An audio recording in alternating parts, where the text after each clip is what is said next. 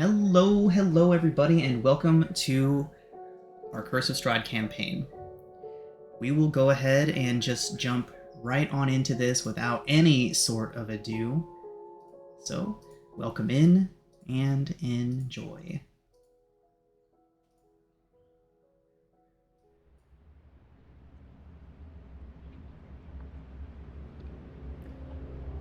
The sounds of conversation drift about you, echoing into and out of focus. The shapes around you are at first unfamiliar, but as the disorienting moments pass, you begin to recall where you are. The fog steadily lifts from your mind. You are in danger. This place is Malice, and you sit among death. But you do not face these horrors alone. Around your warm campfire, you found a small sanctuary within the pervasive evils of this strange land. As your fog-shrouded mind begins to put names to these faces around you, you get the unshakable sense that you are among allies, perhaps even friends. For some of you, this place may even feel more like a home than where you last laid to rest. Let's go ahead and make our way around this campfire so that all of you can introduce each other. Nico, what do we see when we look in your direction? You see a moderately built man, sunken features, pale, striking green eyes, shock of hair, mix of dirty leathers, heavy coats, trousers, fun shoes, brightly colored shoes for some odd reason, and he's just kind of staring in no particular direction. All right. And Professor Tremaine, looking to your direction, what do we see? So Tremaine is tall and thin with long dark hair and blue eyes. Has a haunted look about him. He has pale skin as if he spends most of his time inside rather than outside, but he does have a few scars on his face and hands. He's dressed in simple clothes, but well made and clean. Has various holy symbols of a myriad number of different religions hanging on his neck, dangling from his belt, packed onto his coat. He wears a chainmail lined duster coat with other bits of armor such as like knee and elbow cops and a gorget.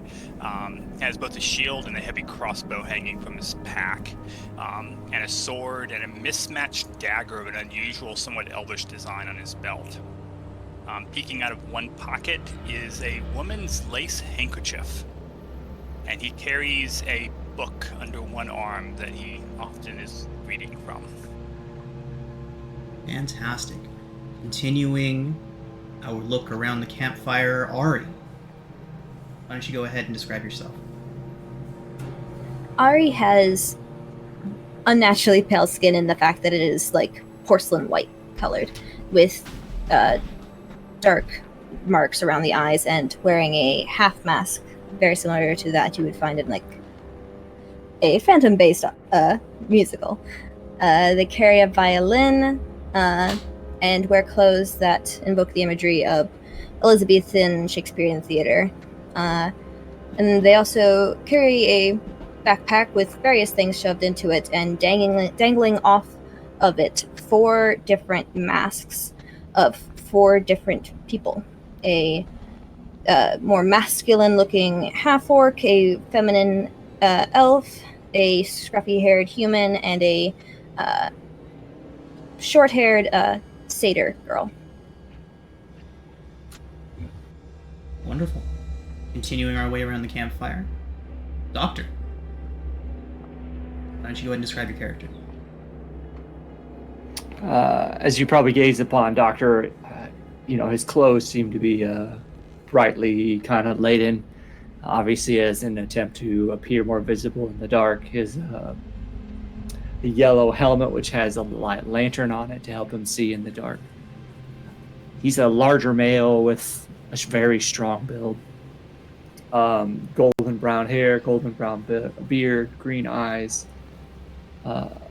He looks dirty, but when you look at him, you'd notice that all of his clothes seem to be very nice or very high end, or it's kind of like the best of the best you could get for what you're doing.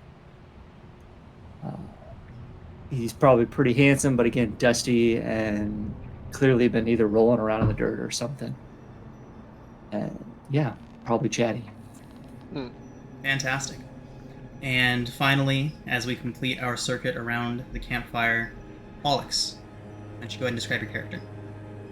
All right, Pollux. Probably the first thing that catches anyone's attention are the two revolver-like weapons at his side in holsters.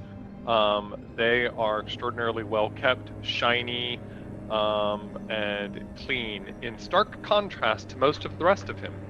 The clothing that he wears seems ill-fitted for him, loose in the midsection and probably a little high at the ankle.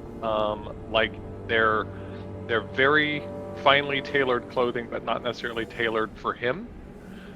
He is taller than average, around 6 foot, 6'1", but thin, and the belt he wears about his waist seems cinched with like a extra made hole that was not part of the original design. He, much like the motif that many of us are wearing, is also wearing a long sort of stiff leather duster coat and kind of a wide-brimmed hat. Skin also pale, like he doesn't see a lot of sunlight, and a shaggy, unkempt amount of hair growth, and then has a what looks like a cane also at his side, and then the usual adventure gear is absent from him, as he has a very nice little satchel at his side as well. Fantastic. So, as you all continue to hear the sounds of conversation drifting softly around you, continuing to glance around your campsite towards one another, you are reminded of your bleak surroundings. Towering trees whose tops are lost in heavy gray mist block out all but a few decay gray beams of what could be moonlight. The tree trunks are unnaturally close together, and the woods have the silence of a forgotten grave, and yet they somehow exude the feeling of an unvoiced scream. You catch the scent of death on the air, that sickly sweet smell of rotting flesh. A branch snaps, a rustle of dead leaves somewhere in the darkness. A shambling form lurches from the night into the light of your fire, followed by another, and another, and another. You are surrounded. Roll initiative, everyone. Welcome to Ravenloft. Hey Carl, those settings in D&D Beyond, do I have to do those on every character, or are they just sort of applied universally? They should follow along. There's an option for you to save off a JSON file that has settings for a specific character if you prefer. I just want to make sure, like, when I do hey, there we go. It did roll with advantage and garbage. What a start. Yep. You're gonna fit right in. It's gonna be great. Okay, we're The gonna monsters split aren't these. dangerous. We're gonna split these It's our zombies bad up into roll. two groups. We are going to have initiative group blue and initiative group red. So we don't have so many different zombies acting on individual initiatives. So just keep an eye on that. I'm gonna roll initiative once for the red group and once for the blue group. Here we go.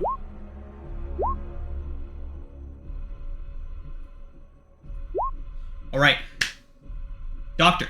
You see these shambling forms lurch out from the darkness. They reach out towards you, moaning, jaws dropped. What do you do? You see him kind of stand up, dust off his pant legs. Alrighty, here we go. He'll reach into his jacket and pulls out this huge fireman's axe. And these are clearly bad guys, right? We clearly know they're going to be attacking us. DM question. It seems likely.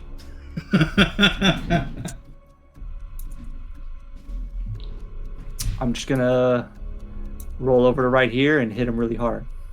As one does. I'm gonna try to anyway.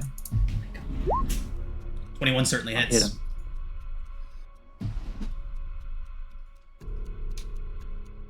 Seven slashing. Fantastic. Okay. Doctor, you slam your axe into the creature. Shaking your axe in a wide, sideways swing, hitting it high on its right leg, between its knee and its hip bone. Your axe severs smoothly, the leg falls away.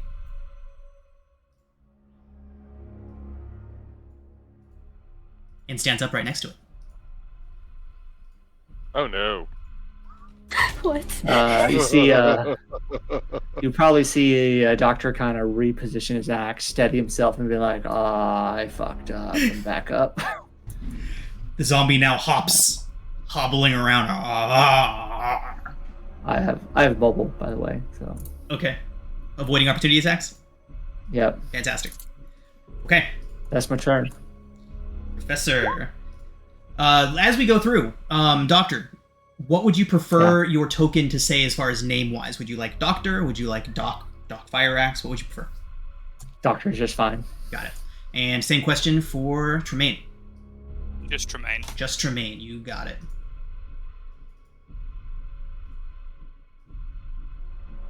So Tremaine will fumble at his neck and grab one of the holy symbols around his neck and begin holding it out in front of them while saying words from a... We lost you after words from Tremaine.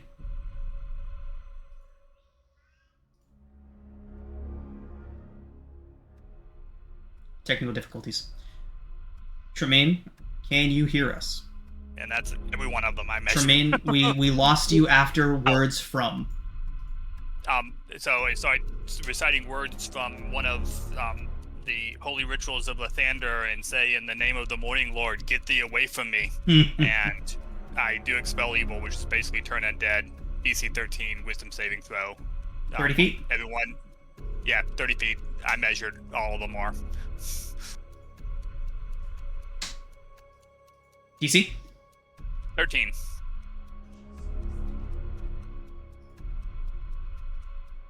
Yep, I need to actually put that on my character sheet. I didn't. And we're going to go ahead and put a yellow marker on any of them that become turned. Here we go.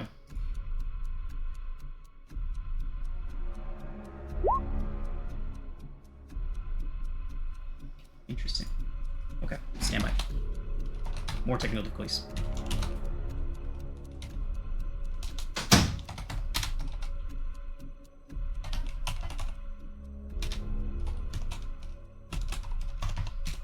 Oh, I'm good. I remember all that coding stuff offhand. Let's see if it works this time.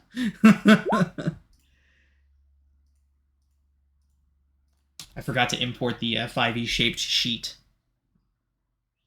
If anyone knows what that means. DC 13 wisdom saving throw? Is that accurate? Yes. Thank you.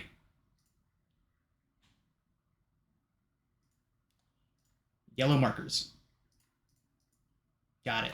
Ooh, okay, we got some failures. We got some failures. So, several of them throw up their arms in defense against this onslaught and begin to turn and wander away from your campsite.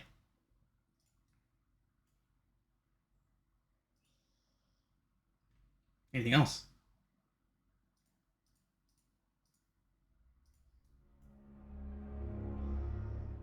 Staying right where I am. That's it for me.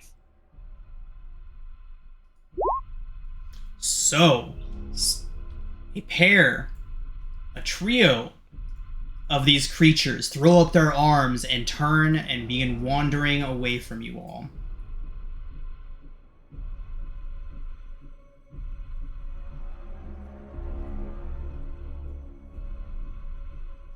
They're still on the GM. They're still in the initiative technically, but they are going to drop out of the initiative because I have moved them to the GM layer. So just so you know, seeing them on the GM layer, seeing them in the initiative, you might not be able to at the moment. So one of them remains and does begin to lurch and shamble directly into Ari's direction. It reaches out its arms and with powerful, almost sharpened claws, seeming that the skin has been flayed away, leaving sharp shards of bone emerging. It strikes out. And Ari, that is going to be a 22 to hit. Nah, that miss. Yeah, that hits. Followed by a 6, which will miss. The 22 does 3 slashing to you, Ari. Okay.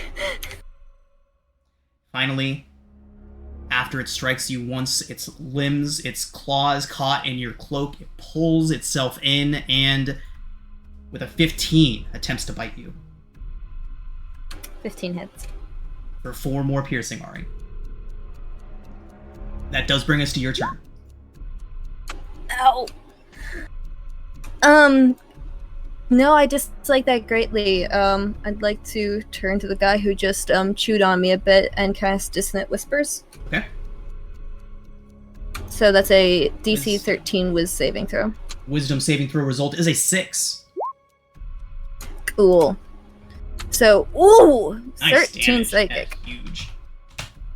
And it now has to target creature. Yeah, you gotta move. Yep. It's gotta move as far as its speed allows. Runs away. You can use a reaction to make an opportunity attack against it if you would like to. Yeah, sure.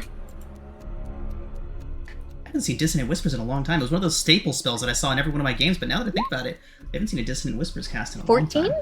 14 hits. Piercing Yay. it in the back as it flees with 6 piercing damage. Okay. Black substance that could have once been blood kind of just oozes from the wound as it continues to flee from you. And then moves the rest of its movement away. Okay. Just gonna move up a little away from where it was. Came running before. Just gonna hang out here. Oh well, I'm a bard. I can inspire. Who's next? Nico.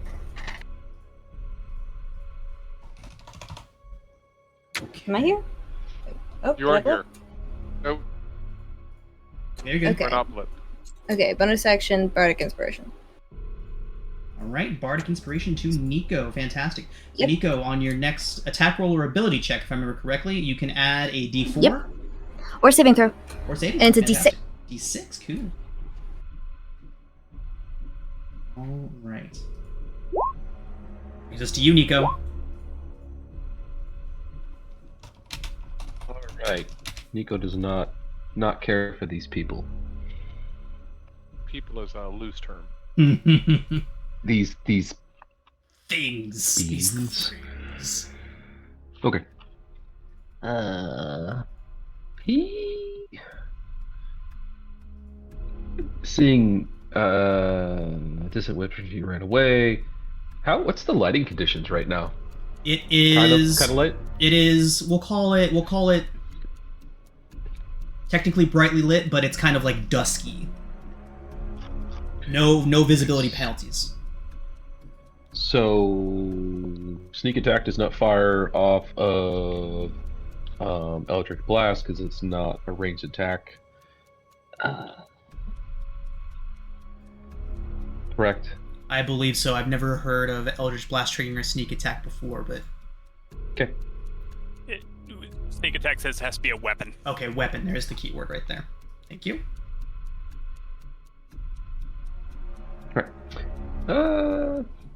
I'm still gonna.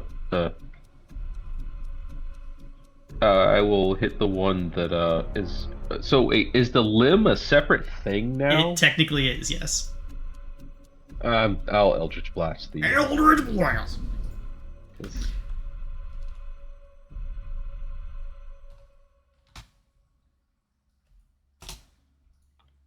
the one that's missing the leg, I'll hit it.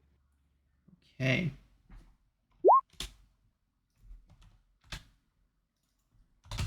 $15 certainly hits. 15 for 6 force. 6 force. You're striking the leg or the creature it came from? Creature. Got it.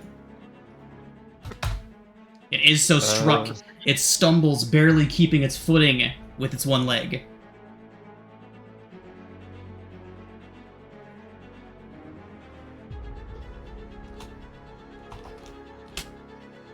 Hold on, I gotta No check problem. something. Too many things. New character. New character. All good. Take your time. Okay. I'll throw out. Actually, necrotic damage is gonna be very not useful here, is it? Don't know. Not everything that is undead is necessarily. Right. I'm gonna. I should have done this first, but I'll throw out Hex.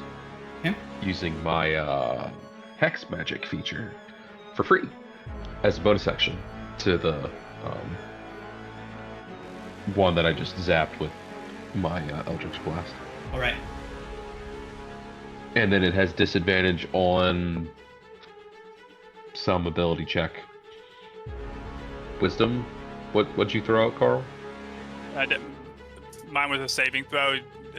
Usually strength is the best ability check to target. Sure, let's go for strength. Done. Okay. It is hexed. Anything else from Nico? He's good where he is. Okay. Fantastic.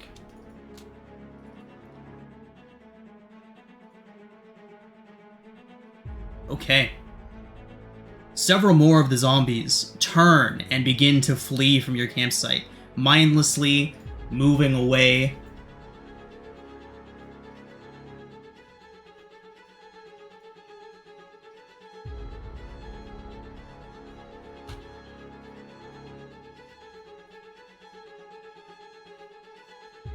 Moving off into the darkness.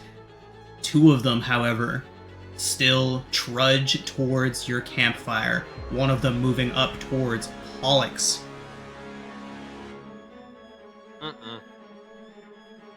Okay. We don't like that. Okay. It then lashes out at you. Once again, the flesh on its hands stripped away, almost with intent, leaving behind sharpened claws that lash out at you. With a 6 and a 12. Those both miss. Woo! It then almost in a falling manner kind of falls with its face first towards Nico. And Nico, that is an 18 to hit with the bite. Ow. For 3 piercing, Nico. Yeah, and in response, he catches on fire. Hellish Rebuke. Ooh, nice. It bursts into flames. Soundlessly, it begins to crackle without any noise at all. It doesn't make a sound as it begins to burn. Go ahead and roll that up. Dex saving throw. Who would have thought it sucks at those? 6 fire. Begins to burn.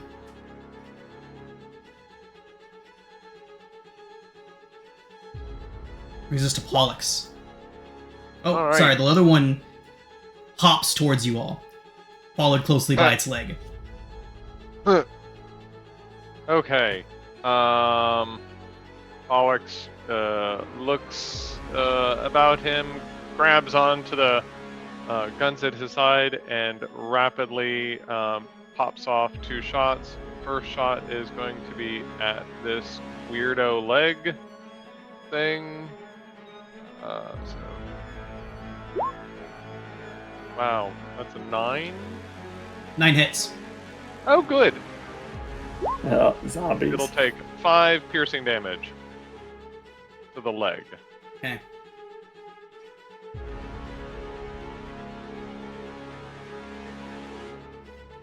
It's dead, right? It is. The leg Okay, does good. drop.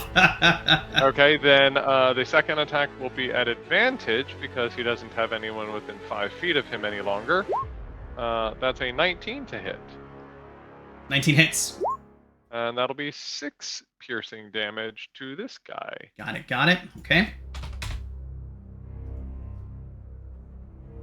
And then I kind of quickly come over here. Okay. And that'll be the end. Moving from here? Yep, moving from where I was to right there. That might Okay. provoke, but It does lash out at you with a 14 to hit Pollux. that misses. Okay. Whew! Brings us to the top of the initiative.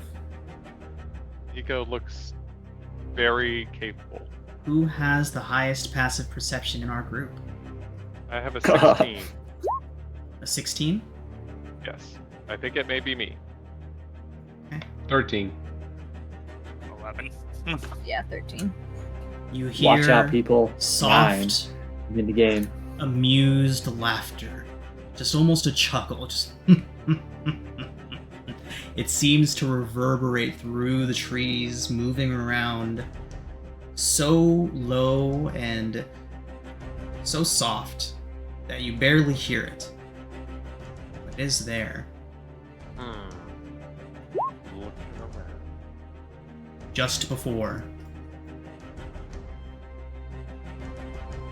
a hooded figure appears, the shadows coalescing into the shape of a tall man.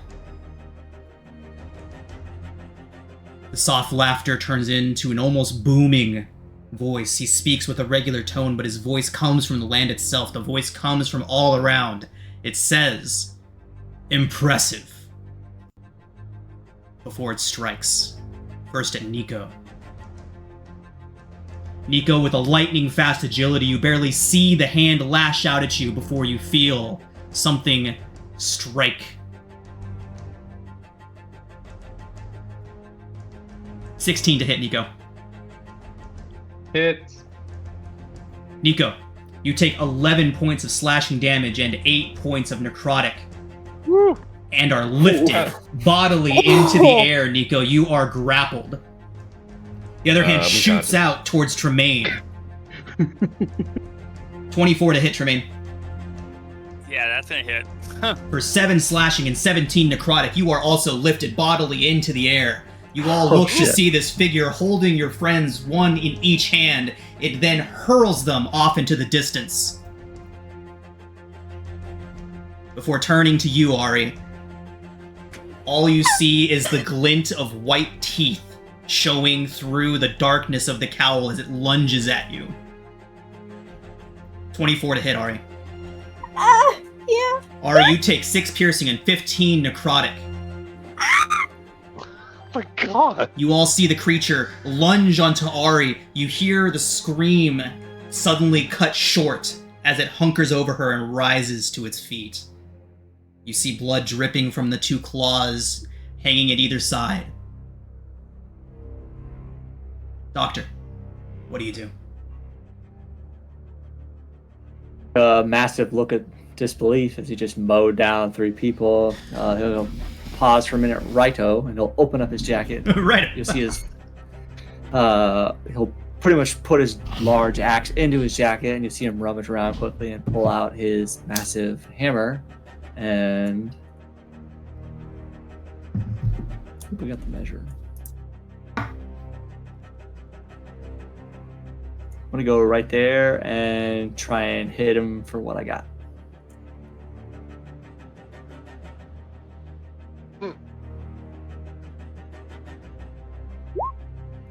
Oh!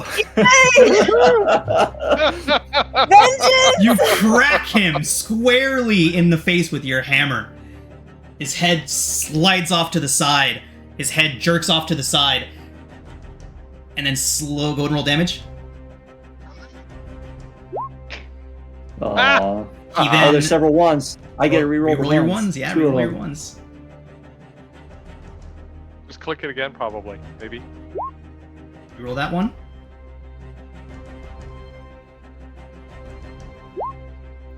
What's the damage total there? 12. 12. Turns back towards you. You now see red, glowing eyes staring back at you as it kind of tilts its neck off to the side. You hear a crack as if he's resetting his bones.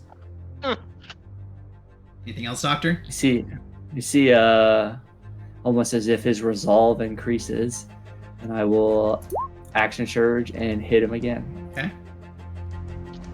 Famous last action. Right. Doctor, you swing, and this time he throws up a hand as you do, and a shimmering reddish hue comes over him, and your axe and your hammer bounces harmlessly inches away from the body.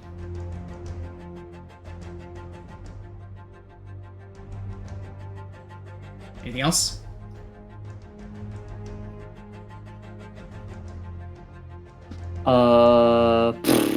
This is not good. It's fine. It'll be fine. I'll at least move up to here to prepare for my next action. You move away from him? Oh, you have mobile. Yeah, mobile. Okay. That's what I got.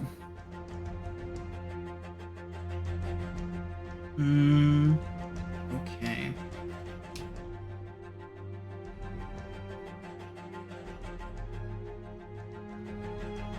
Tremaine, your first death save. Where? There it is. Sorry, 1 second. At the end of your turn, Doctor, the figure drifts towards you. Of course he does. Legendary action. Okay. Okay, first save, Tremaine. 11. Fantastic. Doctor, at the end of Tremaine's turn, the creature lashes out towards you with one of its claws. Oh boy. Okay. Thought I was safe for at least a turn. 25 to hit, Doc. Oh yeah. That is going to be 8 slashing and 19 necrotic. Oh my god. Math. That's 27. 27.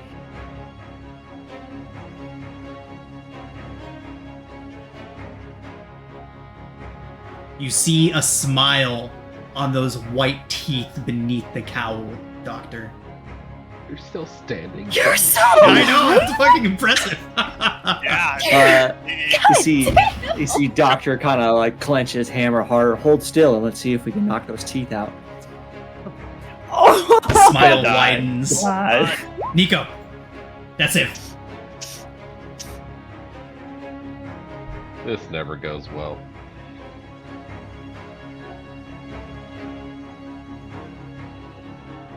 Sorry, I think we may have skipped Ari's death save, so we'll get back to that in a moment. Nico, you do No, we succeed. did. Ari, go ahead and make your death save. Okay.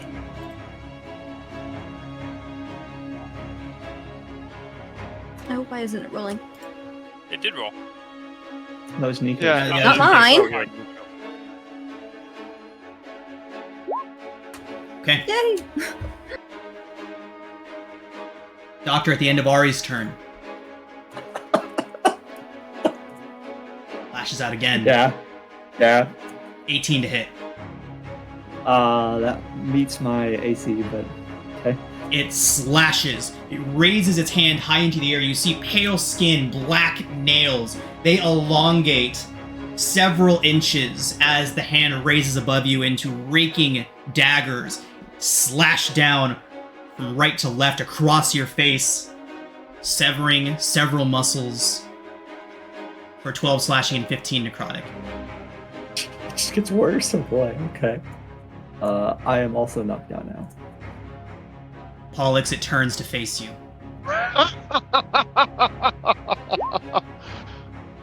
Run away! I am so slow in initiative. I can run. The zombies continue to close in on you, Pollux, from either side. They move towards you. The first one lashing out with its sharpened, flayed hands that have become claws. 18 to hit, Oh yeah. Mhm. a crit, Oh dear. and holy shit, and another crit. Oh my god.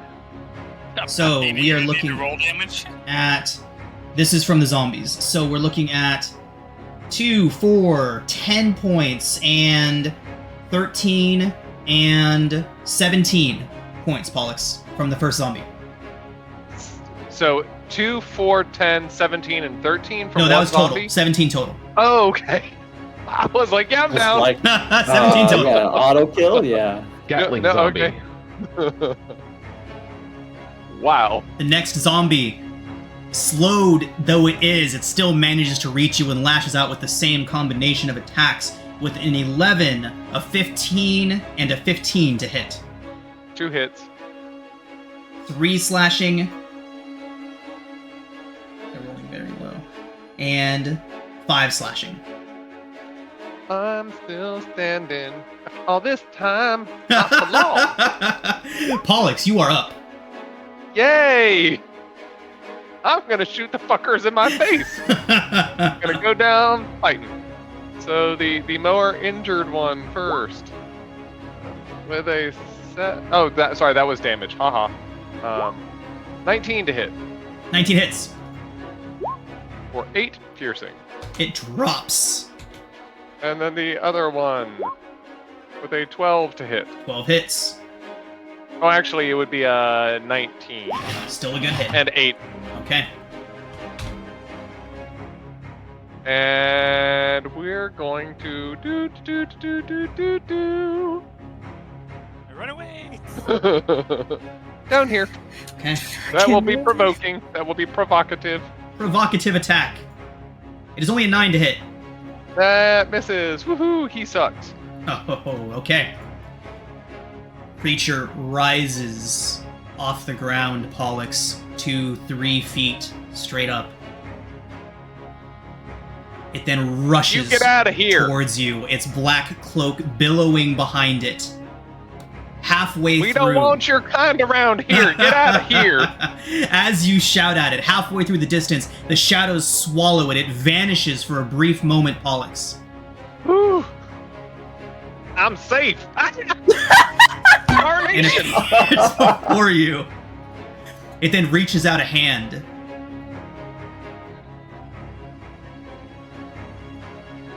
Yep. Reaches out a hand. Pollux, I need you to make a Constitution saving throw. I don't As the wanna- hand wraps around your throat, Hey, lifts 13. you up into the air, and you That wins, begin to rapidly decay. Your flesh melting away from your bones as you take 26 points of necrotic damage, Pollux. Oh yeah. Shit. That's down. I'm down.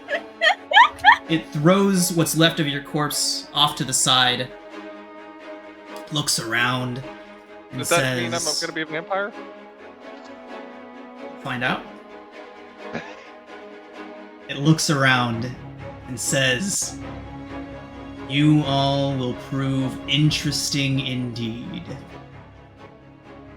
Drifting through your semi-conscious minds, you hear these words. It says, until we meet again.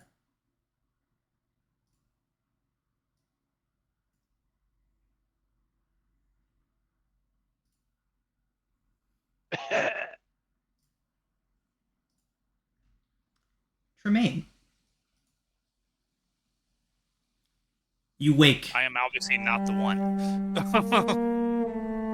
You wake in a lonely inn, a small hamlet on the road to Candlekeep. The bustle of the morning meal wakes you from a restless sleep.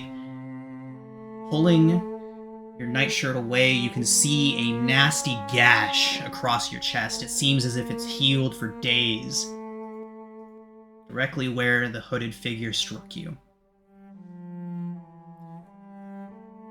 Looking around your room, trying to regain your bearings, you see that blood drips from the door handle of your small, cramped room.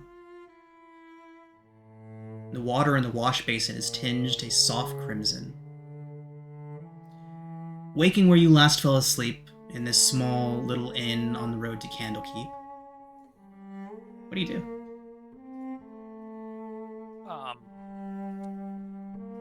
I jump up, look around, probably reaching for weapons beside my bed, going, what the ever-living fuck?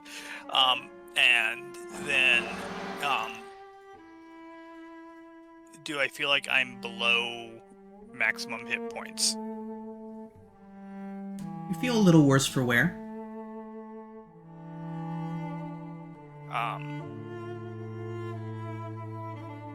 Let's Technically see. speaking, you would be down 1 hit point.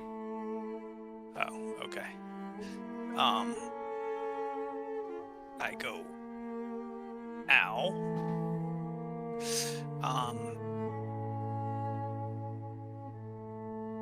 I go to a window and look outside. As you pass across the room towards the window, you notice that the towels by the basin are stained a deep red, and your hands hurt a bit, raw, as if from scrubbing. As you make your way over to the window, you see in the alleyway across the tavern, a cloaked figure, standing stark still, almost as still as a dead man. You can't see his eyes, so you can tell he's staring at you. Judgment and blame burn in that sightless stare. In his right hand, he holds a long and wicked dagger. Drops of fresh blood fall from the tip. He sees you. Go ahead. Does the dagger look familiar? Very.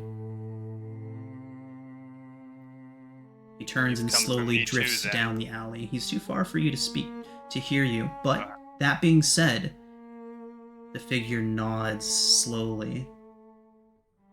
30, 40, maybe even 50 feet away, it's impossible for him to have heard you, but he seems to have. A slow nod is preceded by him turning and slowly walking back down the alley, away from you. Yeah. I charge. I assume I have at least some weapon on me at this point. Okay. Out the window? Oh, that's right. That was out the window. No. Ugh. No, not out the window. I grab my stuff and rush downstairs, belting on my armor and sword belt as I rush.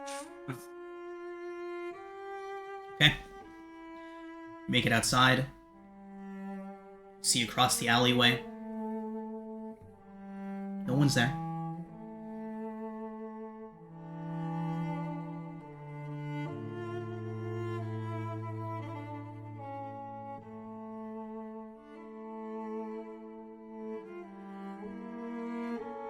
I go to the alleyway and I pull out my book and I carefully cast Detect Magic. Okay.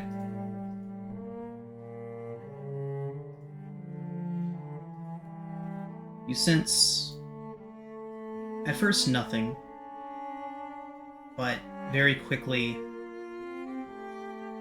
necrotic magic. Very strong. Not as if a spell, almost a lingering essence of it drifting through the air. Looking down the alleyway, there's only one offshoot that he could have gone through. Follow. As you look down into that alleyway, a thick fog seems to obscure everything beyond. You can almost make out a faint figure walking away from you through the fog. Casting protection from evil and good as I walk, I follow. The alleyway seems to go on for far too long, Tremaine, and before long, there are no walls around you, and you wander through a thick mist.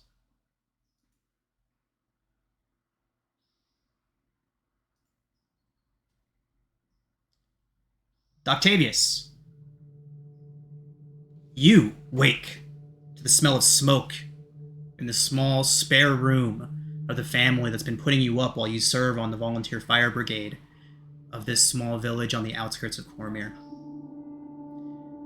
It's wildfire season in this part of the city, in this part of the country, and you've had your work cut out for you. Your neck is sore where you were bitten, Doc.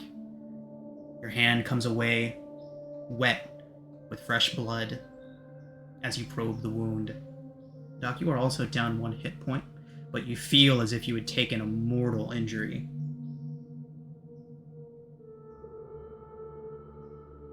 As you wake from this nightmare that seems all too real, what do you do?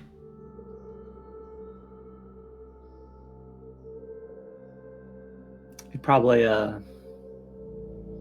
like slowly sit up, collect his bearings, you know, make sure that it's just him alone, or you know, if he's in the same place where he left off last time.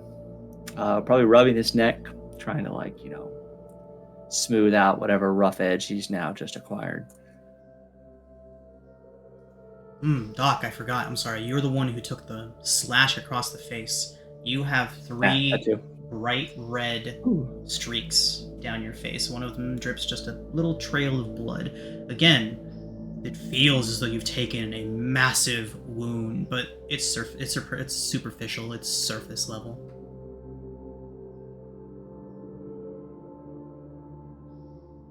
I didn't crack my mirror, so I probably don't notice that except for my face killing me. You probably debate whether or not he drank too much the night before, and that's why his face hurts, or, you know, if that dream actually could have been real. I think he'd get up, kind of get his bearings in the room, make sure his stuff is still there. Yeah, all your things are right where you left them. I don't think he'd go back to sleep, so I think he'd slowly, you know, kind of get his stuff in order, get dressed, and head down. As you get your things in order, the smell of burning wood and thatch grows stronger as you move through the house. There's no smoke visible, and the gentlefolk who live here are still sleeping. The house is quiet as the grave when you see across the street their neighbor's home fully engulfed in flame. The fire licks up into the morning air, almost dispelling the thick fog that clings to the ground around it. No bells ring, no shouts of the fire brigade fill the streets, and you hear a scream pierce the morning air emanating from within the burning home across the street.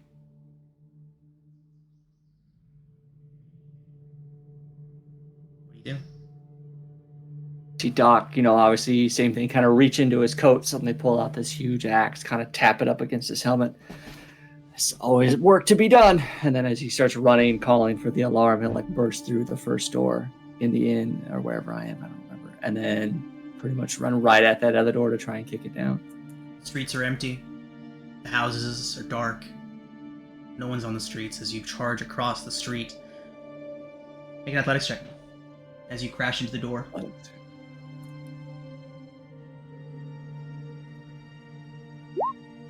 You burst through the door with ease. The smoke is damp as you push through the burning wreckage of the door, almost behaving like a fog or a mist. As you fight through the burning wreckage around you, pieces of building falling to your left and to your right, the floor nearly caved out in front of you. You hear the screams continue deeper inside of the house. Do you continue? He'd actually be probably pretty clever and pull out his handy-dandy fire extinguisher and kind of lay a blast off to one side of the house and then a blast off to where he was going to try and create a avenue at which he'll be able to escape as he continues to run in. The fire behaves as you'd expect it to, giving way beneath your extinguisher as you lay it in arcs around you. The screaming grows persistent, deeper into the house. Trying to find it, you find that the house, the corridors, aren't as you'd expect them to be. You turn one corner and see an impossibly long hallway. The scream comes from down in that direction as you make your way through, turning into a bedroom that opens into a massive audience hall. The scream coming from in there. Soon, as you make your way through this burning wreckage, there are no more walls around you. You stumble through the smoke that is now a dense fog.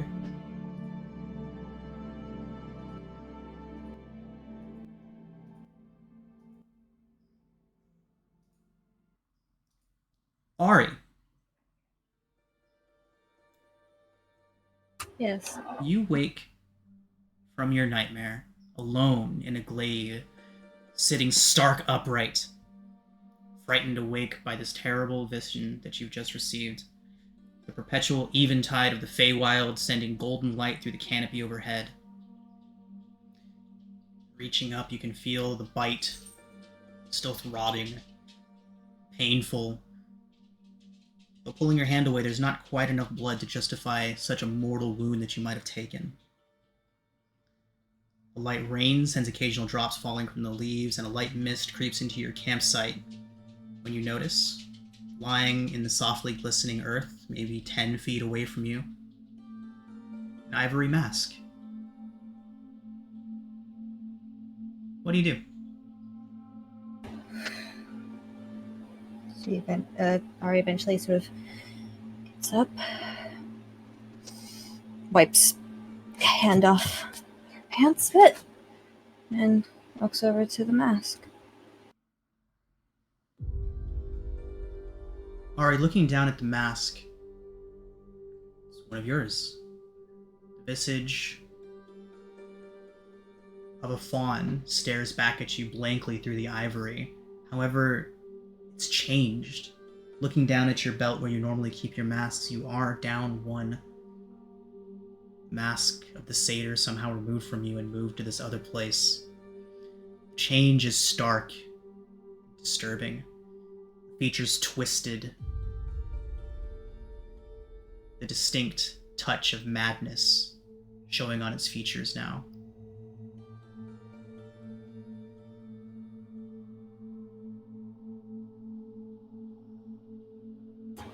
What do you Reach do? to pick it up. Kind of run my thumb over the messed up expression. The ivory feels unchanged. Go ahead. What happened to you?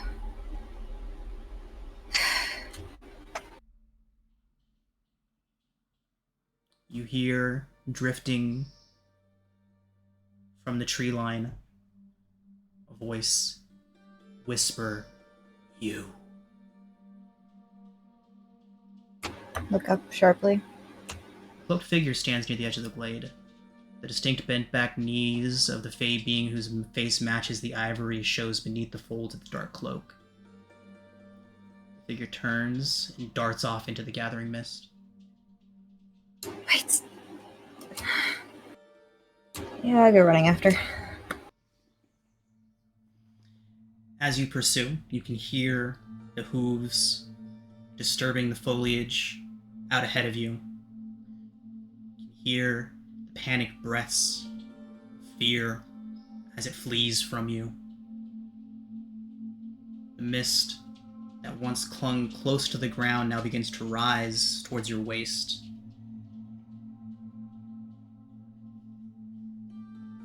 You continue? Yeah. As you chase this figure, it's barely out of your reach. You've almost caught up to it. As you reach your hand out, it wheels just before you catch up to it. You see, though the body fills out this cloak, behind the hooded face, there is only darkness.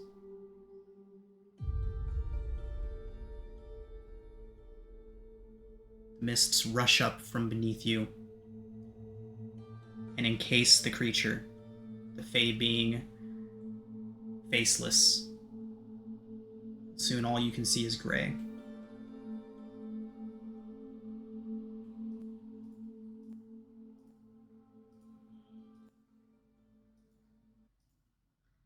Pollux, Yes. you wake with a start, nearly knocking over the stool you slept on as your head shoots up from the bar top.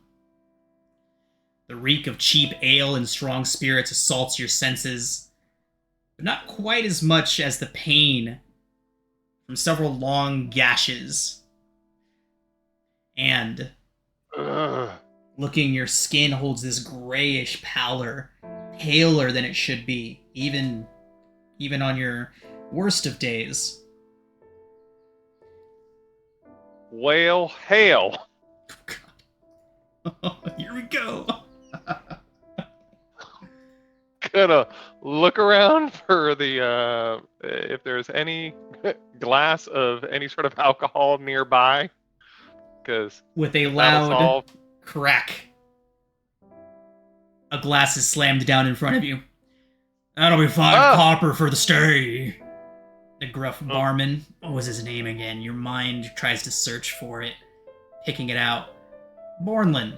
He introduced himself as to you last night. And grumbles Thanks, to you. buddy. Ugh.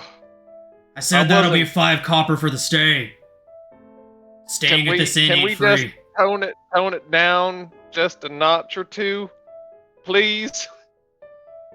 It's one of them mornings or evenings, if you catch my meaning. He said, that guy that was next to me last night, he said he was good for it. I saw him pawing over the 5 coppers. Don't you try and say otherwise. I'm sure of it. I will pick up the drink and down it rapidly. Make a persuasion check.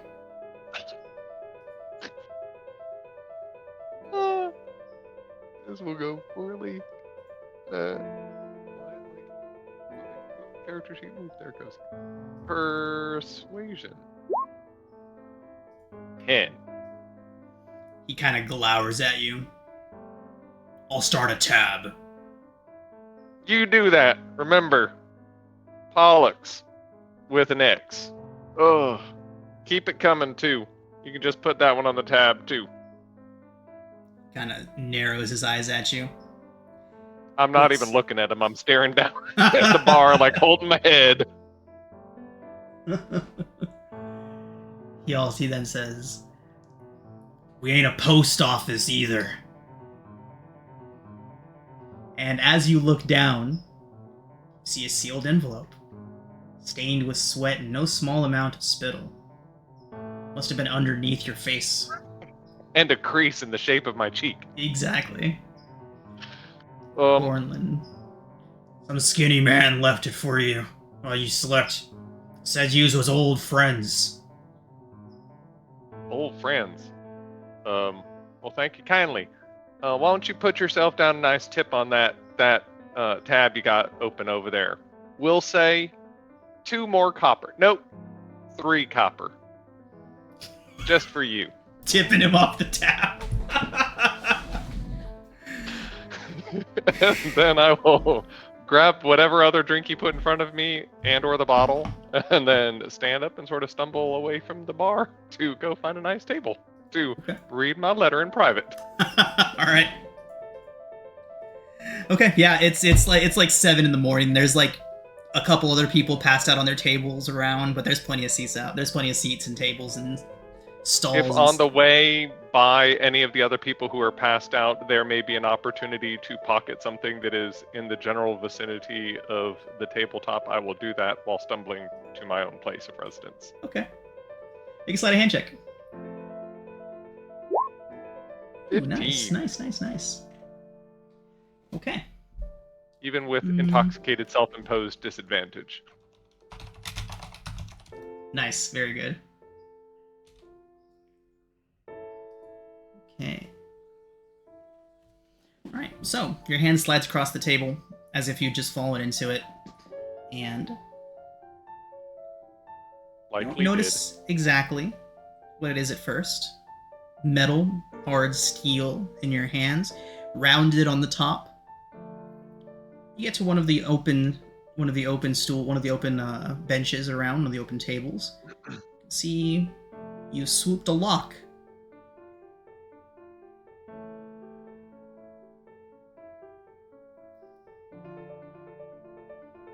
Like a lock? Like a lock. Lock and key. Okay. Yeah. Yeah, that could come in handy. I will pocket it and then open my letter. Sealed Sipping with my a... drink. Yeah, absolutely. Sipping breakfast. It is sealed with a bright red wax emblem. It shows what looks like a sunburst with a gem inside of it.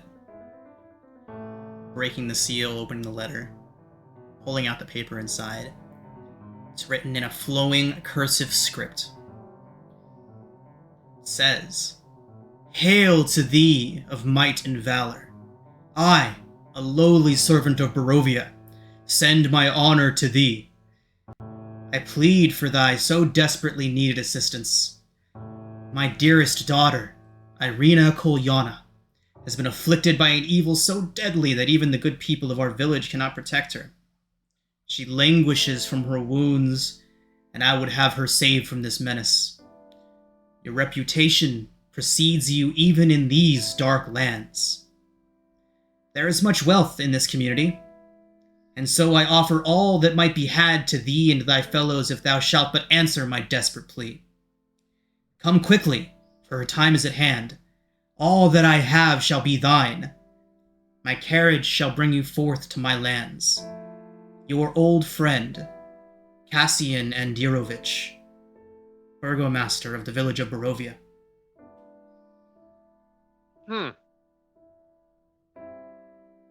And like the whole time he's reading, his lips are moving, because that's how he reads. And hey there, Morno. Is there a? It's what I said. Sorry, frog in my throat.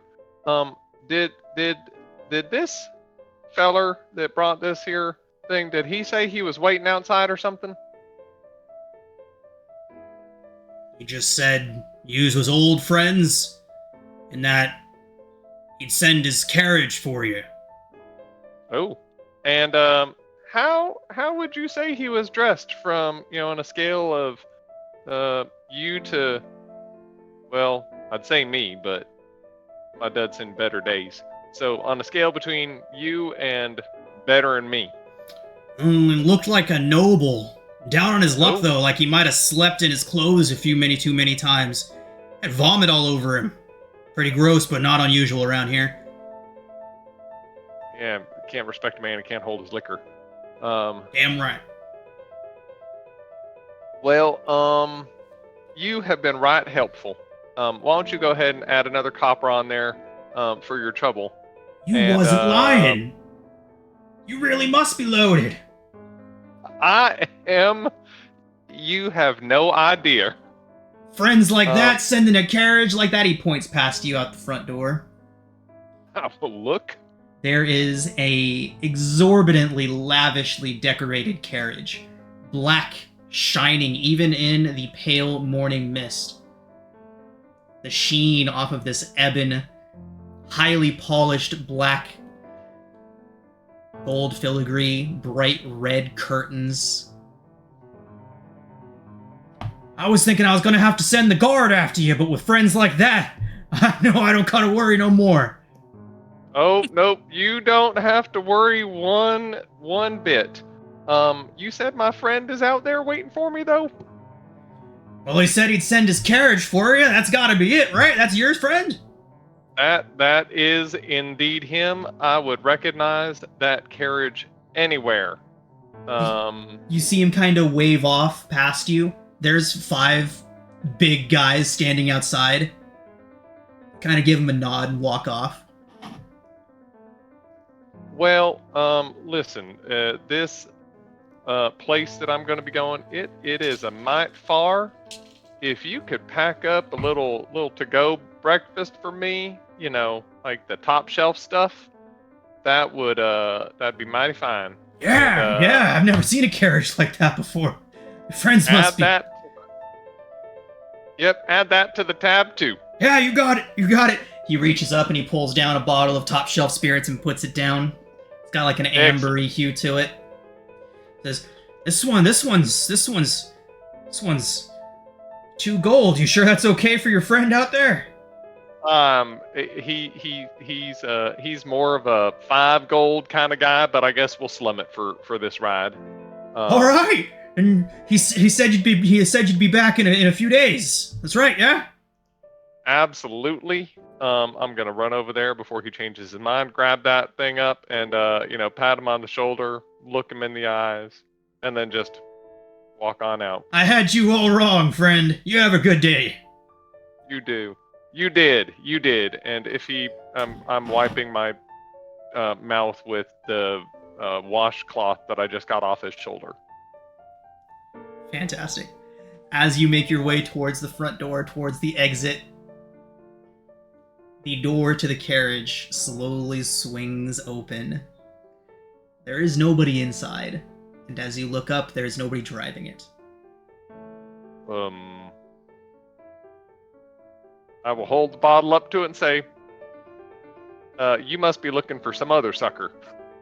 And I will walk right on by. It rolls alongside you. Nope, we don't want none of that in here. But I appreciate your help. Whoever you are.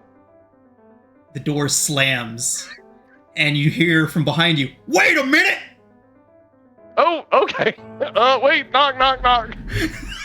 You hear a latch. I will try and open the door. It opens.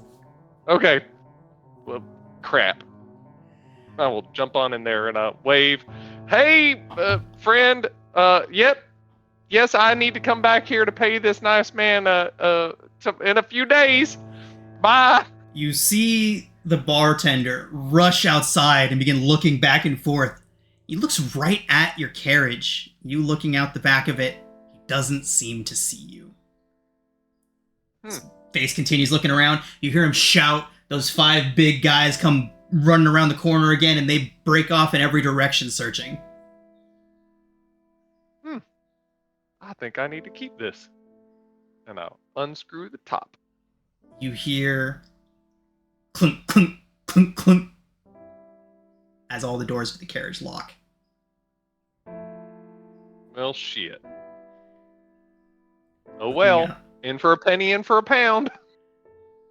And I'll take a swig and get comfortable. As you do, the scenes of the small town around you begin to fade away into a thick fog. The carriage rolls off.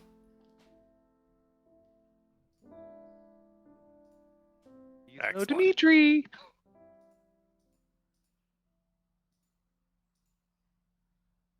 Nico. Nico, you wake in the small hovel you call your home, near the outskirts of Toyalis. Feel like you've been through the ringer. Bruises, cuts, scrapes, a vicious wound. Feel a little bit of blood on your hands. Although you can still move, stretching out the weariness of your bones. You haven't taken a mortal wound, though it feels like you have.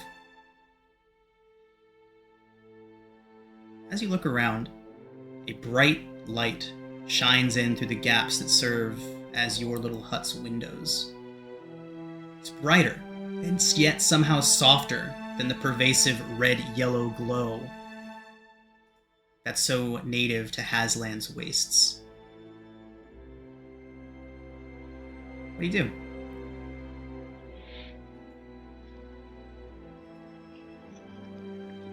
Shadow. Look around. Shadow, I assume, is just standing in the wrong place staring at me. What'd you do? Kind of shrugs.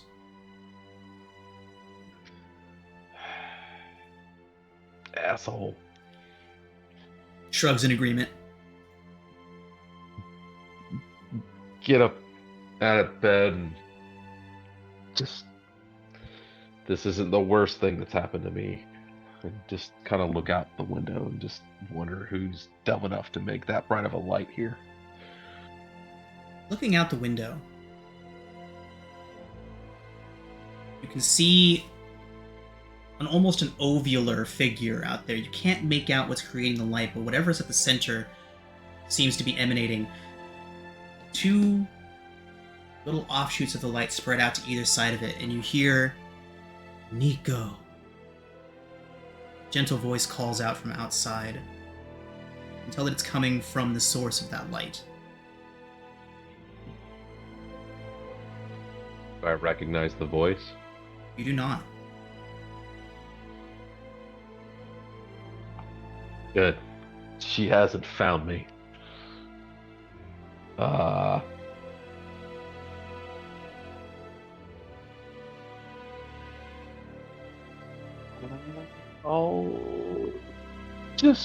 I'll go outside and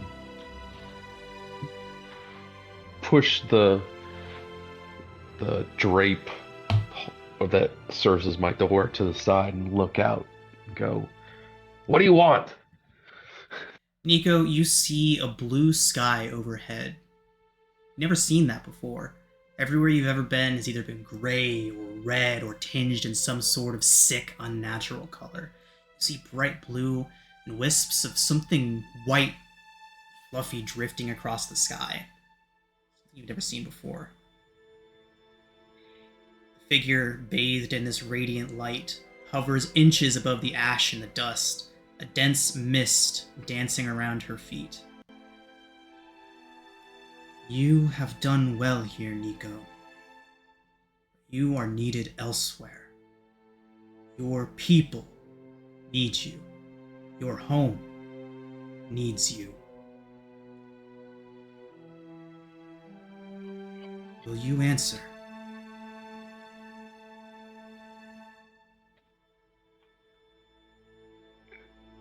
Answer what? I'm here. Where is here? What's that? The mists dance and swirl, much like the eerie dancing of the lacuna, that strange phenomena that seems to reach towards magic in this land, dances around this figure. The light softens a bit. Says, "You are still in Haslan. Would you like to go home?" She raises her hand off to the left. And the mist, As long as I can get away from her, yeah, let's go. The mists dance and swirl again and begin to rise into a wall behind her.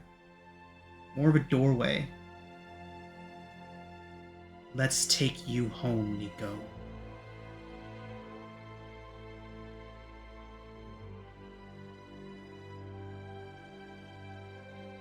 I'll Gestures towards the mist.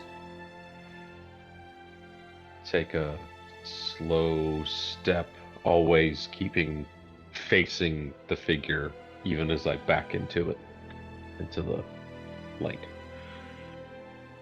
As you get close enough just before you get through the door, you can see a figure draped in white cloth. Androgynous figure. Face unrecognizable, but a smile on its face. As you pass through the doorway and wander through mist.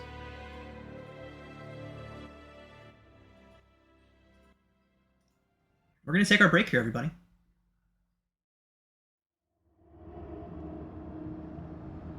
Okay, everybody, we are back. Each of you now wander through mist.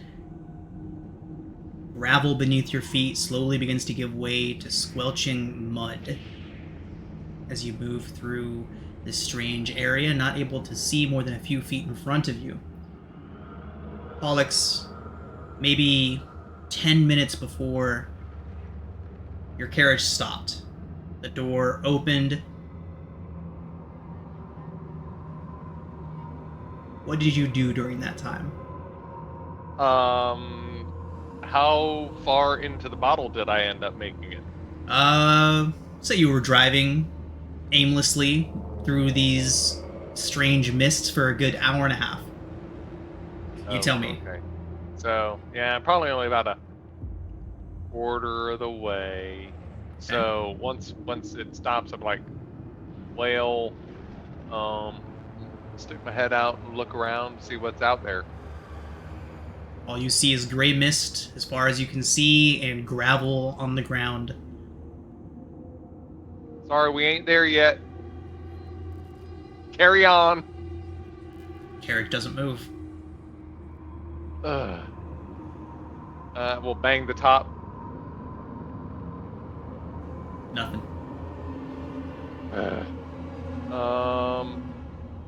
Anything shiny in this carriage? Like a crest or something? Make a perception check.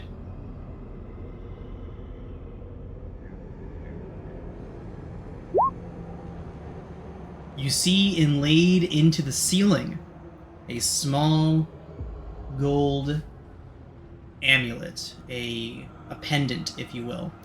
Inlaid into the ceiling, maybe 1/8 of an inch from the base, recessed just a little bit. Hard to see until you started looking around. It's in the shape of what looks to be a sunburst with possibly a gem or a crystal embedded in the middle of it. It's solid gold, so it's hard to tell what it's supposed to represent. Gonna look around, make sure there really isn't anyone around. Pop out a little dagger and set to work relieving it of its current placement before I get out of this place. Okay. It pops loose. Excellent. Could Well, you please roll a wisdom saving throw for me, Pollux? Okay. I think I might be using Oh my no! special-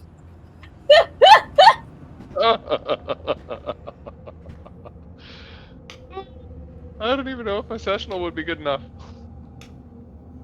I always will tell you if it is good enough, and a 17 would be good enough to avoid what is about to befall you. Okay, I guess I will do the drunkard's luck and use that sessional. Fantastic. You feel this overwhelming sense of just want and overwhelming greed wash over you. Oh well. You kind of shake your head and you go back to normal. Not too far off your baseline, but Yeah. Okay, I'm gonna pocket that and I guess hop on out to the mud and turn back and tip my hat to the carriage. Say, mighty kind. I guess that way, and gesture. once you direction. gesture, the door slams and you hear all those click, click, clicks again. Thank you. And put the large alcohol container into the rather small-looking bag at my waist, and it absorbs it completely. And then keep on keeping on. Fantastic. So, all of you now, wandering on foot through the mists, the gravel beneath your feet slowly begins to turn into mud, squelching beneath you. You can begin to see towering trees. Distant at first, but growing denser and closer together as you travel. Until they close in so tightly you feel like if you reached out both of your arms, you would be brushing pine leaves and pine needles as you went. Anyone that does reach their hands out in this way will find the needles sharp. Needle sharp. Eventually, you can see a clearing out ahead of you all.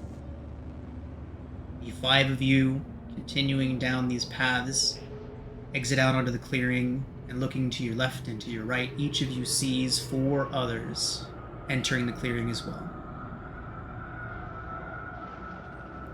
The mist clears slightly, enough for you all to make out the features of the people you've been seeing in your dreams for these past many weeks. I do Spider-Man point.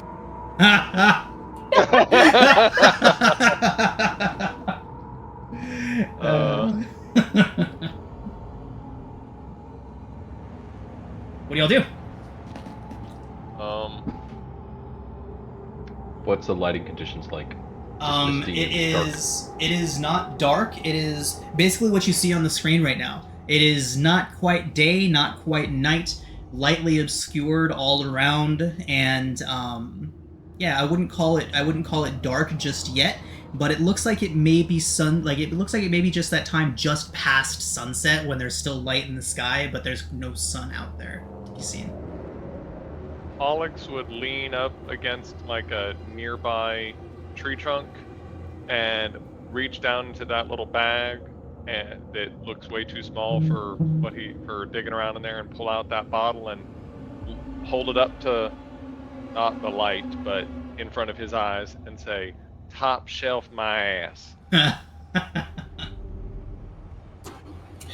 I don't know your name, but I think you know my face as I know yours. And I reach over and grab the bottle from him and take a big swig.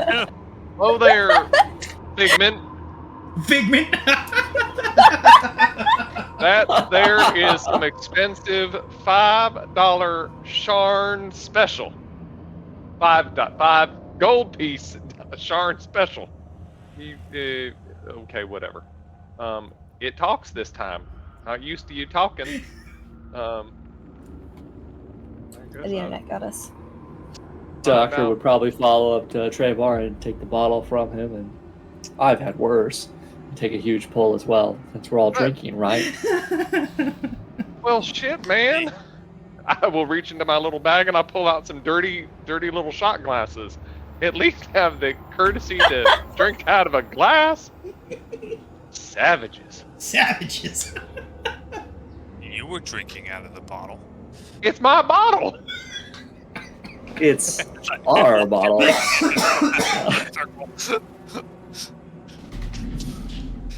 This very well might be the strangest get-together I've ever seen, and that's saying something. No, I think the one where your guts were on the outside was a mite stranger. Ah, good. We're not going to dance around that topic. See, y'all had that too. Can I cast dancing lights to light up the area a bit better? Yeah. As you cast dancing lights, it does that thing where the fog suddenly has light beaming through it. It's actually a bit harder to see. How familiar are you My bad. with drink? Me? I say to Tremaine, the one who said we all had the same dream. With drink? I am familiar. I don't dream. I'll take the bottle back. But yes, y'all are might familiar. Hair like that, adjuster at the Nico's mohawk, is not too common. Nico turns his head down and goes, "What about the spikes?" You see horns protruding out of the mohawk. Nice. Not too common. I mean, honestly, other than you two, and I gesture at the ones that look basically human, you're probably the most familiar looking, and I'll gesture at Ari. Though your kind don't usually wear your face. Sorry, you're talking to me. I blipped. Yes. Did you look Sorry, familiar, what but did you people say? like you don't usually Yeah. wear your face? I won't take that in any kind of insulting way. Would you prefer it if I wore a different one? No, I mean, I'm just saying, I Do know him. Make your Quite face a look few. like him. quite a I few immediately of, turned to look exactly like Pollux's face. The clothes are the same, but I look like Pollux now. Okay, We're gonna have a great time here. I'm that- loving this, everyone. that's a little creepy. Besides, my nose is much more patrician than that. You're gonna have to. I mean, it's difficult to I get don't it in this think lighting. so. Like a good match to me. Pollux turns and sees himself standing in front of him. Shit. No shit.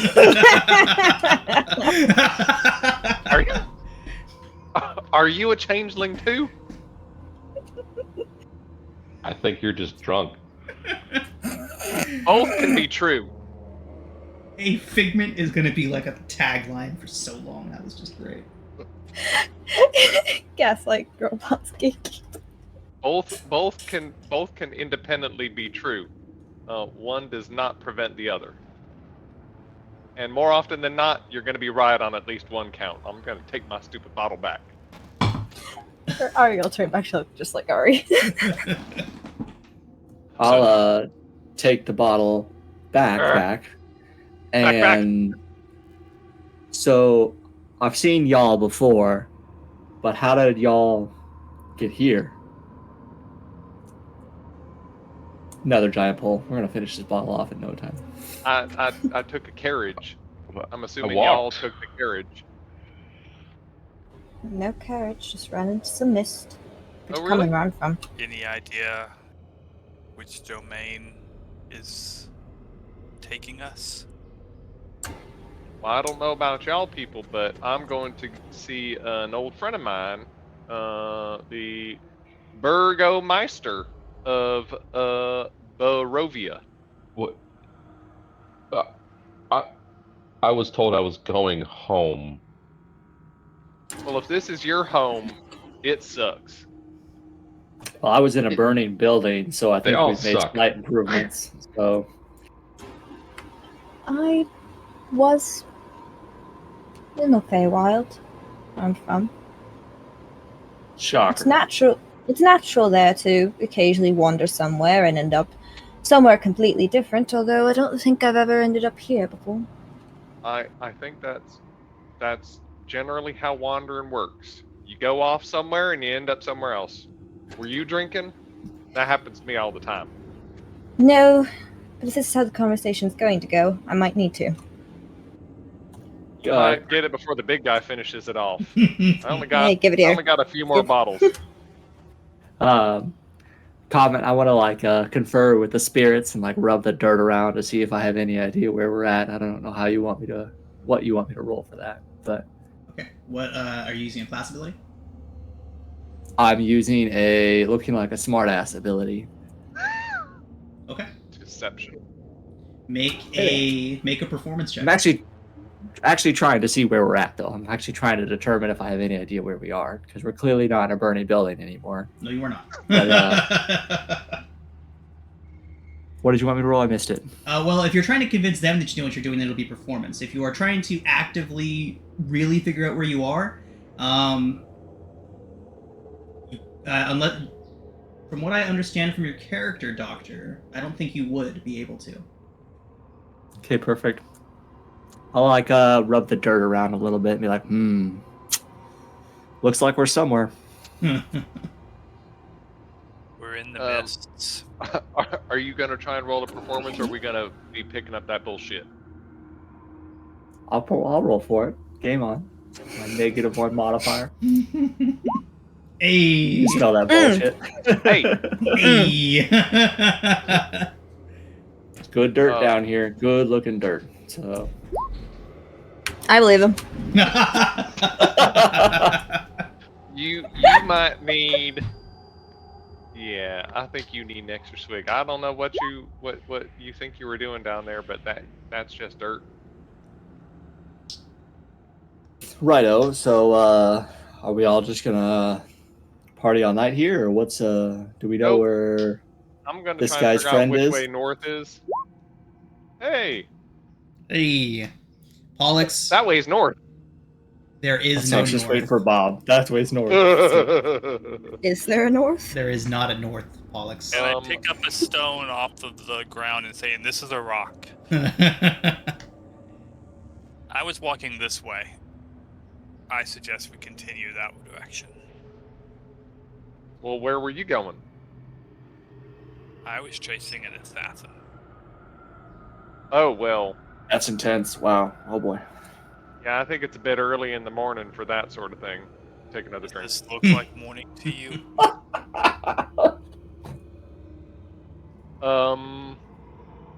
Got me there. I'm not really sure how long I was in that carriage for. I started out about here, and I gesture on the bottle. And then we got here, and I was about here. And then I met y'all here, people. and we're here. And Yeah. Then I met y'all, and I ended up somewhere down here. Gesturing at the level of the bottle. Yes. This is how we keep track of time. Exactly. It's like an inchworm, but just different. But Can sure, go ahead. assassin, like, is it pale with no face and glowing eyes? Because I'm not going after that. feels like a slight jab. It was just a shape. But it carried this, and I pull a very unusually shaped, kind of elvish belt. Belt or dagger? Dagger. Okay, I think it flipped. Elvish dagger. Okay. Well, good on you. You found it. You want to trade? And I'll reach into my jacket and pull out this Does it go? large hand axe. Say something, Carl. I think it may have flipped again. I said No, I I think we're found here. this days ago. But Oh, you saying like it had a twin to that? a twin or the same one? I It's hard mean, to tell. honestly, in Charn you can find whatever you're looking for. They probably make mass produce those things. Doctor will Sorry. raise up his hand axe again and be like, Lefty's got a twin. I'll reach back into my jacket and pull out another hand axe. This is righty.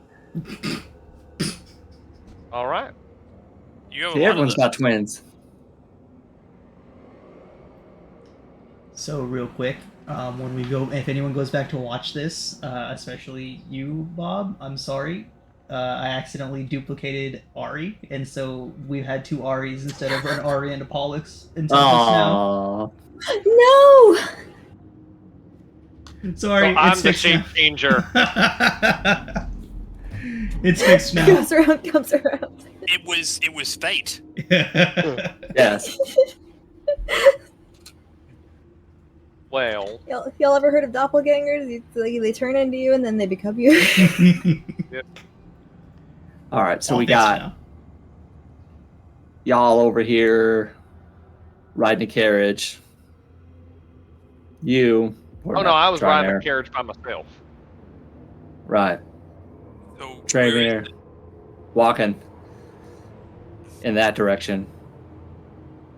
Is that the same direction I'm pointing? It be. Point of order, there's only one direction where you can see road in front of you. If you would look behind Oh. you, the mist is Oh, pressed that'd have been helpful. right up against your backs. Road. Well, shit. Well, shit. Yep. I do believe the only way The forward mist is taking us that way. Well, why don't we walk and drink? That's one of my favorite activities. It is a good I one. have not yet mastered that. I will start stumbling. Is that a Forward. common pastime? Walking and drinking? We're sitting. Let's walk. Walk. Let's walk.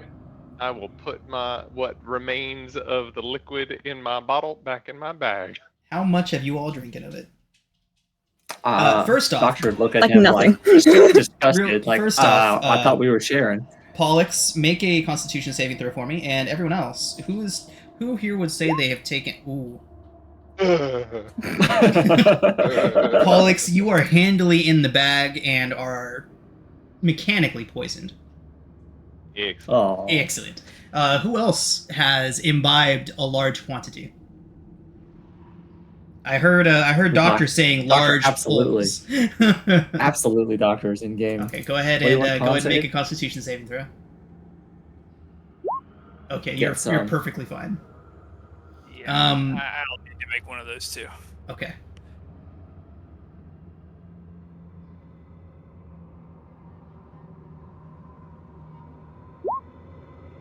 Okay, how much did you have, Tremaine? Less than Dr. Fire Axe did. Okay, so we'll go ahead and call the baseline 10. So you have succeeded. You are okay. A little tipsy, little fuzzy, but not halfway in the bag like Pollux over there. I'm gonna eat me a berry. Oh, you have good berries? I do. Fantastic. Pollux, you are no longer poisoned. Oh, hey, look at that. I have excellent berries. So the drunkenness, that's actually something I established back in my homebrew game. So drunkenness, mild drunkenness, can be cured by any sort of healing magic. Okay, well there we go. Nice. Extreme drunkenness, like Pollux. If you would finish that entire bottle by yourself, it would have taken a rest to get you out of it. But Gotcha. as you are, Um, you're good. why do you think the mist is encouraging us to go somewhere? Or by mist, do you mean that weird guy that ripped out your throat? As we're walking along, I point behind us. I assume the wall of mist is still the same distance away from us that it was when we were stopped and talking. Indeed. That's why. Pretty good clue, I think. I generally don't like going where people want me to go. How's that working out for you? Well, I will grab him on the shoulder, camaraderie, whatever. Better than you think. I'm still here. Clearly, it's not impossible to get you to go where others want you to, though, considering you did get in a carriage to get here. Well, there's a story behind that. We'll save that one for later. Interesting. I find that there's a story behind many things, including, I will look over at Tremaine, lefty and righty. I think that's going to have to save for, well, I'd say a fire, but kind of got bad memories of sitting around a campfire recently. We used to play a game as kids to try and hit an apple off someone's head. We could go try that quick. Wonderful drinking games. Yeah.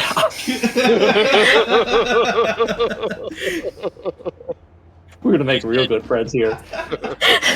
You said the carriage you were in was sent by the Burgomaster of Barovia, you said? Yep, Cassian Andirovich. You've been to Barovia? Well, not as such, but we kind of go way back in a way. His little girl, Irina, is in a bad way and needs some help. So I'm going to go help. So this Cassian is a friend of yours? In a matter of speaking.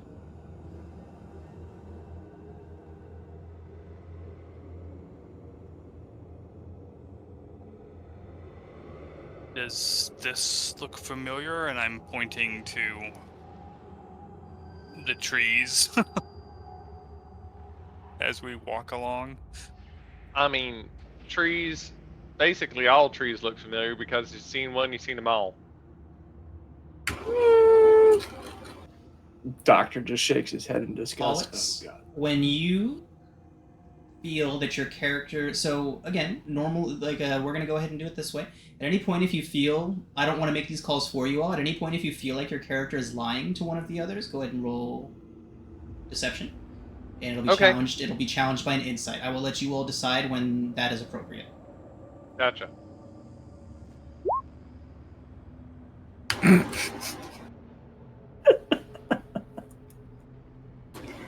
This is a great start, guys.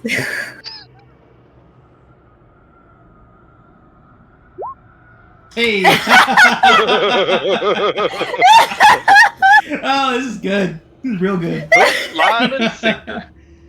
Oh, good stuff, good stuff. This is the benefits of having groups that have been together for so long. Like, I normally would not allow this. Everyone's just following this bullshit. Oh, good stuff, good stuff. Quick question: does the bardic inspiration from the dream hold Hey. over? Unfortunately, not. No. I believe it wears off after a certain amount of time, doesn't it? It took a minute. Also, Yeah. would we have our spell slots back, by the way? Yes. Any resources? Awesome. Remember, everyone is down 1 hit point from your injuries. Yes. Otherwise, you are at normal. You have just finished. You have completed a long rest. Otherwise. Awesome. Also, I got a 15, so, Yeah, he is being evasive in the fact that he is not answering the question. Yeah. yeah, wow.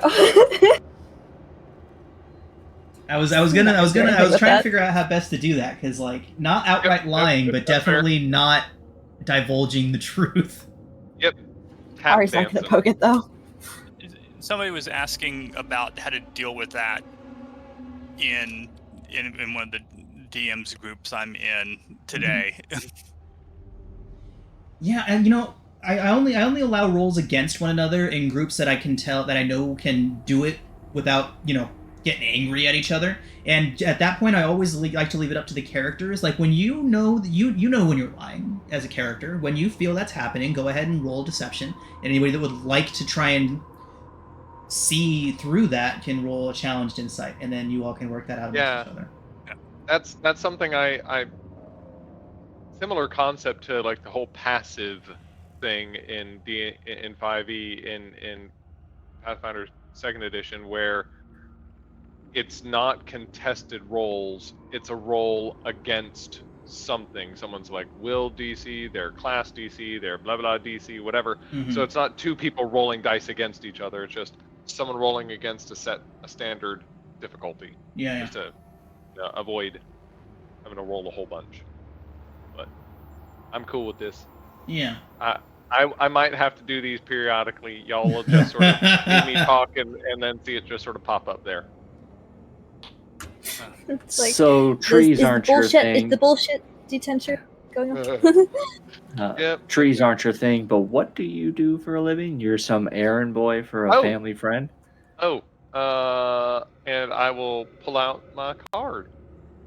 And I think it's in the Discord. I can God. Do it again. Do it again. Yes. You're welcome. Got you there. Well, hold on. Where is it? It's way up here. Pin Oh, it. God. Yeah, pin that shit. No.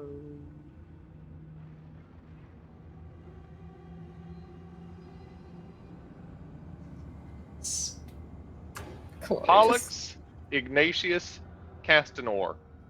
I help find what's lost. What about us? I think we're lost. You're Can you lost. find us? Yeah. Well, I found y'all. You You're welcome. clearly succeeded. You found yourself. Yep. 5 out of 5 stars. I'm not lost. I said I'm going to a friend's house in Barovia. You think that I'm heading to Barovia right there, Figment? Figment. For Jesus. anyone that may be watching, Oh, gross. Hey. Yay! Are we heading to Barovia? as of now, Tremaine, you are unsure. No, I was asking Pollux. Of course. I mean, I took Cassian's carriage until the path got to be a bit too much for the driver, and he let me out, and that's how I come across you guys. So why couldn't, if he's the Burgermeister of Barovia, There's why- clearly more to the story. Yeah.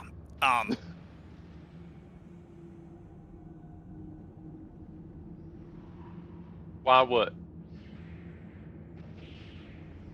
I mean, look at all this mist. You can't expect any carriage driver worth his salt to take his charge through this. Clearly better on foot.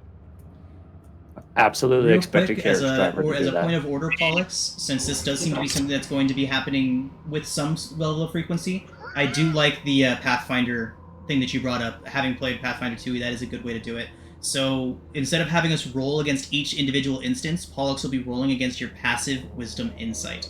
So that will be your wisdom score. So that'd be 8 plus your wisdom modifier plus your insight if you are proficient.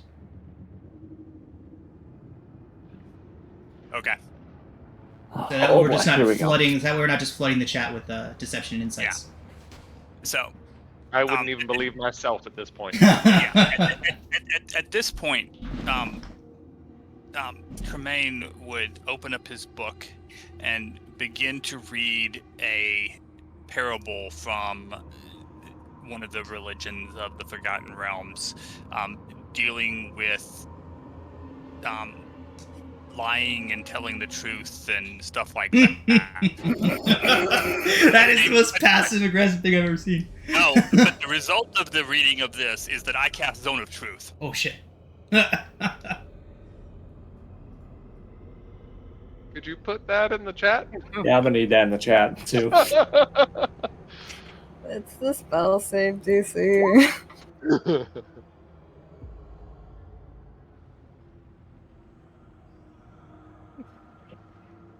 Ooh, charisma. Okay, everybody make Christmas saves. No. No. I intentionally fail mine.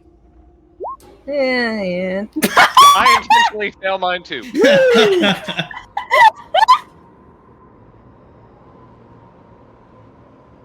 Oh, good. I haven't been doing that yet.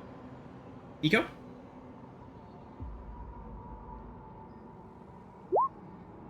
Okay, you Yeah. all know, Oh. you all are aware that Zone of Truth has been cast on you, that a spell is affecting your ability to lie. You may react accordingly. Everybody failed but Well, Ari. listen here there, Figment. Hey, I don't know Hey, what the Doctor hell didn't you fail. just did there, but that's not cool. Ain't nobody asked you to do to I just whatever read a you just did. story about the perils of telling falsehoods and being deceptive. Well, is there some stupid thing in your book about the perils of doing some wiggly finger shit around people that you just barely know? Oh yeah, there's lots in here about that too. You might flip to that page, and then You might flip to that page. Passive I love aggressive. Flip, flip, flip, It's flip. scalding. I just have to say this is such a stark contrast from Eberron to all our personalities are wildly It's different. great. It's ridiculous. It's amazing. I love it. I begin reading a parable about trusting your the fellow traveler, and you all hear a creak as my eyes roll in my head. Doctor will intentionally walk fast enough to get out of that 15-foot range and No, make I sure know. to It not just be in stays. there. I don't intentionally interrogate anybody doing this. I just walk along and read various. Oh my god. Okay. All right, Professor Tremaine. Nerdnick, did And you? after about 10 minutes, it will fade out of. Tremaine will notice a shadow just sweeping across his vision randomly at just different intervals. Yeah, Nico's. I give it a little, shoo shoo. It gives you the finger. It's like the Peter I Pan like- shadow. Lord of the Rings with Hold one up to it.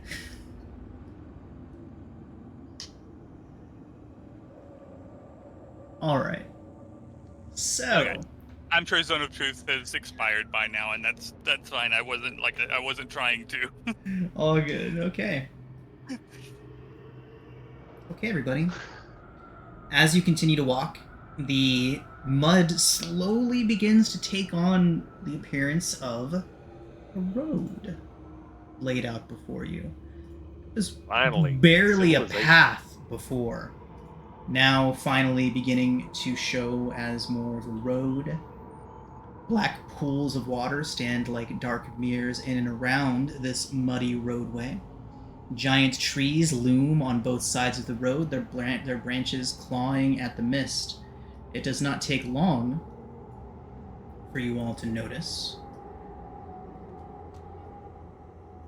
Moment. It is dark. It is in fact dark. The Hey. token is not allowing you all to see through it just yet. Let me fix that.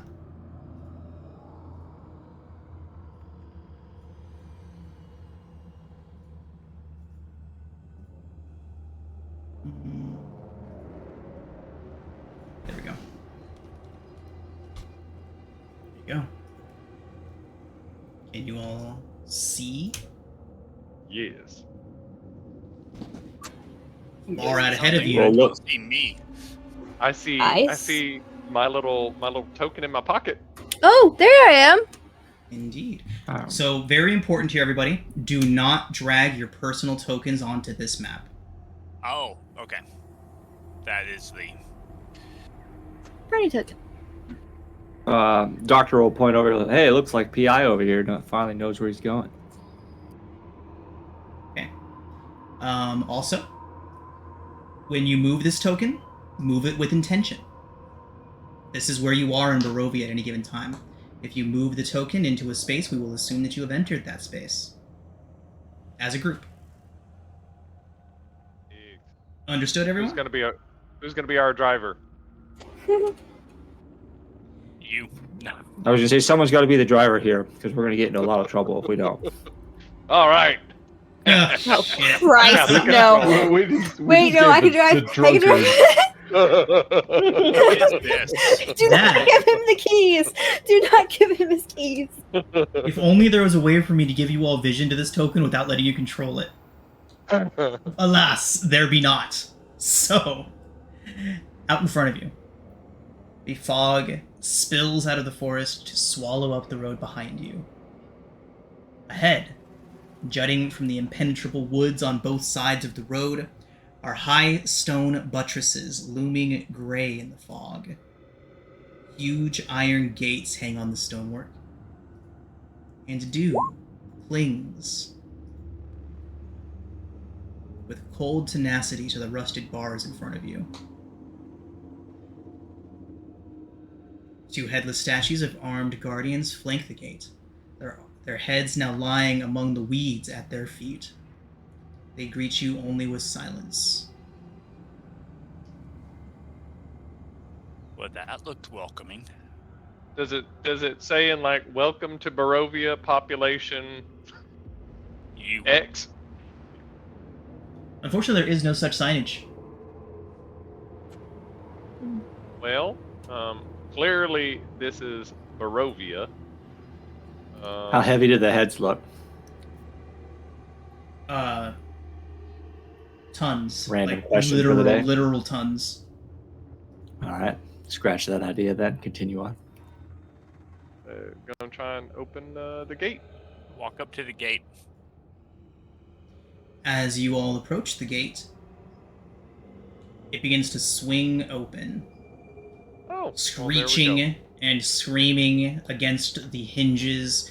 You can see visible clouds of rust pop away from the hinges in clouds. I'm gonna have to tell him he needs to send someone out here to use some. Dude, I got that. WD-40. I got that. Yeah. Pour a little Can I oil get on the each of the D40? hinge.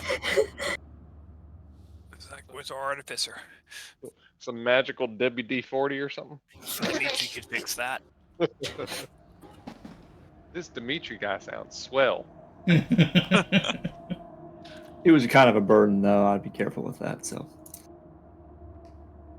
Like a goody two shoes. So- So the gate opens. It does. What do we see on the other side?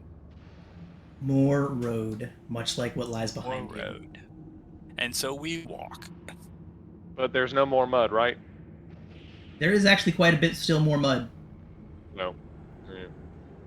All right. Well, As we how long have we been going? You all made it through the gate and are continuing onward. yeah. But how long have we been at this so far? From the moment you all met on the roadside to now, probably about 40 minutes. Oh, okay. No, no. Making pretty good time. Indeed. Look at that there fog. and that looks even more inviting.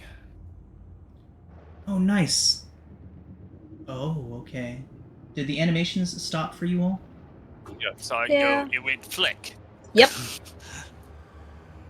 Yeah, I don't know why I can't get the animations to continue going anymore, but for some reason they always heard- stop I- after a few moments. I heard you complaining about that in one of the other games. Yeah. All of the GIF animations just don't work anymore. They seemed to work until I loaded my DM page onto the same page. Maybe it has something to do with the fact that I'm running it on 2 screens. 1 player, 1 DM. Maybe when you activate like one to the other, maybe. Maybe. I'll have to test. I'll have to test things out. Maybe if I use a different file format. I know there's an MP4 I can load into here. It takes like a full 5 minutes to load in, but once it's in there, it's in there. Okay. So, inviting place, I'm sure. At least now you can tell the signs of wagons moving through here. Deep divots at even spacings along the road indicate that this is a well-traveled area at least. Oddly enough, the lighting condition doesn't seem to have changed at all. By your calculations, the sun, if it was indeed sunset, the sun should have set a while ago, but nothing changed over the up above. In the sky, there's no indication of where the sun might be at any given moment. How long have we been walking? Well, if you continued at your regular pace from the gates until now, you all have likely traveled for about, we'll call it another half an hour from the gates to now. And before that? 40 minutes from the meeting at the Okay. at the clearing. We're clearly getting our steps in today, it feels like.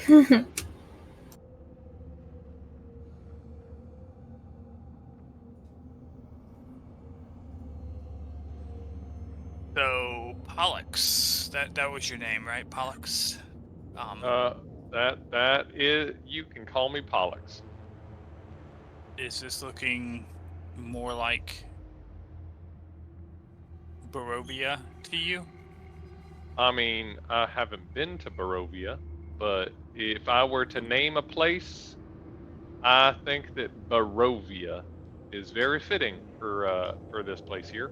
Anyone looking behind Pollux would see a signpost pointing, we'll call it east. I'm sorry, west, down the road. It says Barovia.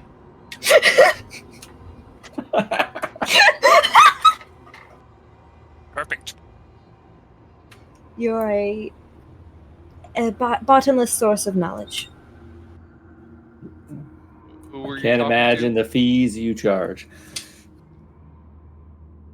Pollux, the sign is behind you. I think it's safe to say you haven't noticed it yet. to? Yeah, but she said that bottomless source knowledge. I was trying to figure out whether that was directed at me or Tremaine. You, darling. Well, thank you.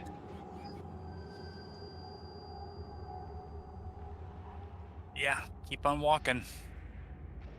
Walk, Keeping an eye out to the side for, I mean, like, this wood looks like it might be filled with, like, wolves and spiders and Some of worse those things. zombie things that attacked us. I'm keeping an eye out for weird cloaked guys with glowing eyes and pointy, little white dots in them. First time outside is All what it sounds like. hear a howl pierce the air. And not a lot of wolves in Sharn. Well, not the four-legged kind. Tremaine, as you look through the forest, scanning it, make a perception check, please. I'm gonna have a gun at the ready. Jeez. Not a thing. Hold up. Okay. Ominous will kicks in. Gotta roll D4.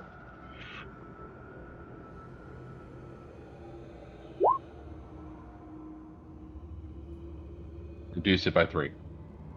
reduce it. You're The shadow welcome. just jumps right on your face. What? What is that? So, the shadow dancing around in front of Tremaine, actively trying to distract him, being just the trickster that it is. You all don't notice as several hungry yellow eyes begin to blink at you from the side of the road. We deserve this. We deserve this. We do. I'm getting ready Looks to like sacred dinner. flame that shadow. And no one can see. Let me see why that is real quick. That would be because nobody's on this map yet. Cool. This shadow has no existence within the game other than being a pain in the ass. Yeah. Glorious. Checks out. So Well, I can fight through him still. It's fun, but it's also a pain in the ass. I'm seeing. Oh, Doctor, I think we're still dying. I was just gonna say, this is gonna be a quick fight here. It's still dark. There are 2 Pollux. Still dark, huh? Let me fix that. You grabbed 2. You grabbed an extra Pollux. Here, So we'll the just go ahead and do that Tremaine. for now, and I will get these maps into better order by next session. There's two Pollux. Two Pollux no Pollux, Tremaine. even on No the map. Tremaine. Yeah. It's almost like they look kind of similar. They look nearly Imagine that. identical. They do I'm look pretty assuming similar. Carl can see now. So He looks Yep. nothing like me. I'm the handsome one. Fantastic. I look nothing So, like Professor Nerdnick over there. You all do not notice them until they are practically on top of you. But you do Cool. notice the eyes. Yellow and hungry. aren't we all? Roll initiative. Arg. Yikes. Oh God. Why am I in front? Oof. Actually, I yes, quacked that the is a big good. That one. is a good point. Let's go ahead and mix. Let's go ahead and change up the marching order into what it would have been. I'm Yeah, I not feel near like Tremaine. I feel like Pollux would have been near the front since he's. Yeah. I'd been walking beside Pollux, so. What? What? Oh yeah. I'll You interest clearly me. take the back. Okay. Don't leave me alone. Shit. And I'm not doing this out of a desire to move away from all the wolves. Okay, so this is the front right here. What is So- the front? Pollux is the front of the line right now. So if Tremaine, you would have been next to Pollux, I would have put you here, or here. Put me wherever you think I'd be. I'm fine with wherever you put me.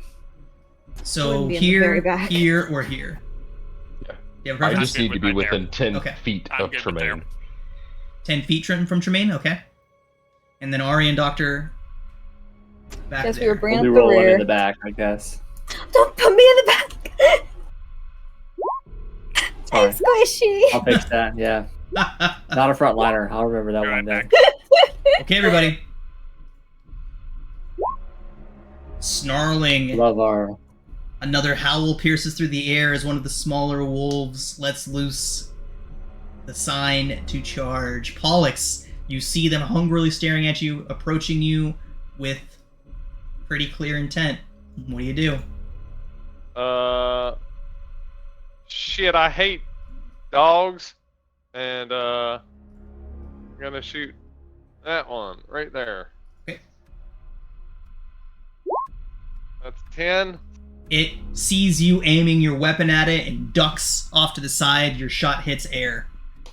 And Oh then God, dirt. they're smart wolves. Here we go. 18 18 hits. for 6 piercing. It lets out a yelp. Shit. Wolves! And, I'm back up over here. Nico. Not again.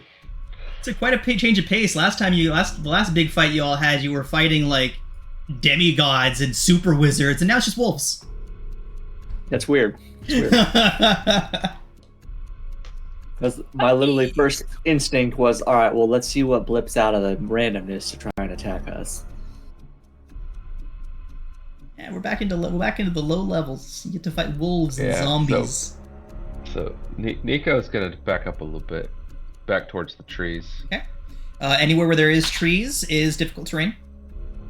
Okay, so I'm gonna go right there. So I'll stop, and backing up, being side-eyeing his shadow, be like, "You dumb bastard! Quit fucking with people." Nico, what square And are then I you will- in? See you like There. there we go. Yeah. I'm mumbling at my shadow to stop being such a pain in the ass, but that only goes so far. And I will. I think I'm gonna Sacred Flame the wolf. Hit him with some good energy. Okay, the one that's already damaged. Yes. Okay. DC 13. 8's pretty good damage. Yeah. Saving throw result is a 3. Woohoo! Cool. 8 radiant. A quick burst of flame, and the wolf goes still. And bonus action, I will chuck a hex out for free with hex magic, because I'm a special boy. So on this giant scary thing, assuming I can see it. Yes, you can see it. You can see everything. All the wolves. Okay, so the big wolf boy is also hexed, and I will make its shared strength abilities at disadvantage for hex. Stand by. I forgot to hit the group initiative button when I rolled for the wolf and the dire wolf, so let's go ahead and get the rest of them into the initiative. And perfect. None of them acted before either of you. Perfect. Okay. Oh, well, look at that. They're all going to act in rows anyways. Okay. Neat. Nico. I'm gonna get mauled. Good. Anything else, Nico? I'm done. All right. The first wolf charges directly at you, Nico, bounding past its slain compatriot pack member, and it is going to leap at you and bite at you, and it dives directly past you. Sidestepping out of the way, it crashes into a tree next to you, yelps and kind of turns, shaking its head. That one. Uh-huh. Tremaine, the massive wolf slowly stalks into your direction. Saliva dripping, mixing with the blood that stains its teeth as it charges and jumps into the air with a 22 to hit, Tremaine. Jesus, that's a high roll for it. Yeah, that's gonna hit. For 7 piercing, and I need you to make a strength saving throw. Just...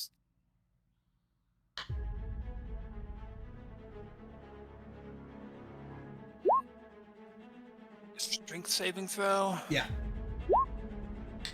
With a 12, Tremaine, you are knocked down. No. Okay. I'm taking my sessional. Fantastic. It lashes out, bites at your forearm, tries to rip you to the ground, but you're able to keep your footing, bracing yourself against the beast as it tries to pull you to the ground. The next wolf charges directly towards you, Doctor, running at full speed and then leaping into the air with an 8 to hit. It will miss. That one is down, which brings us to Ari.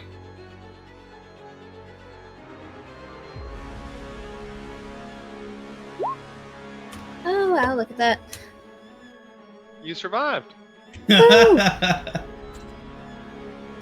Lovely question. How many of these wolves that are like directly in front of me can I catch in a 20-foot cube? What are you casting? Fairy fire.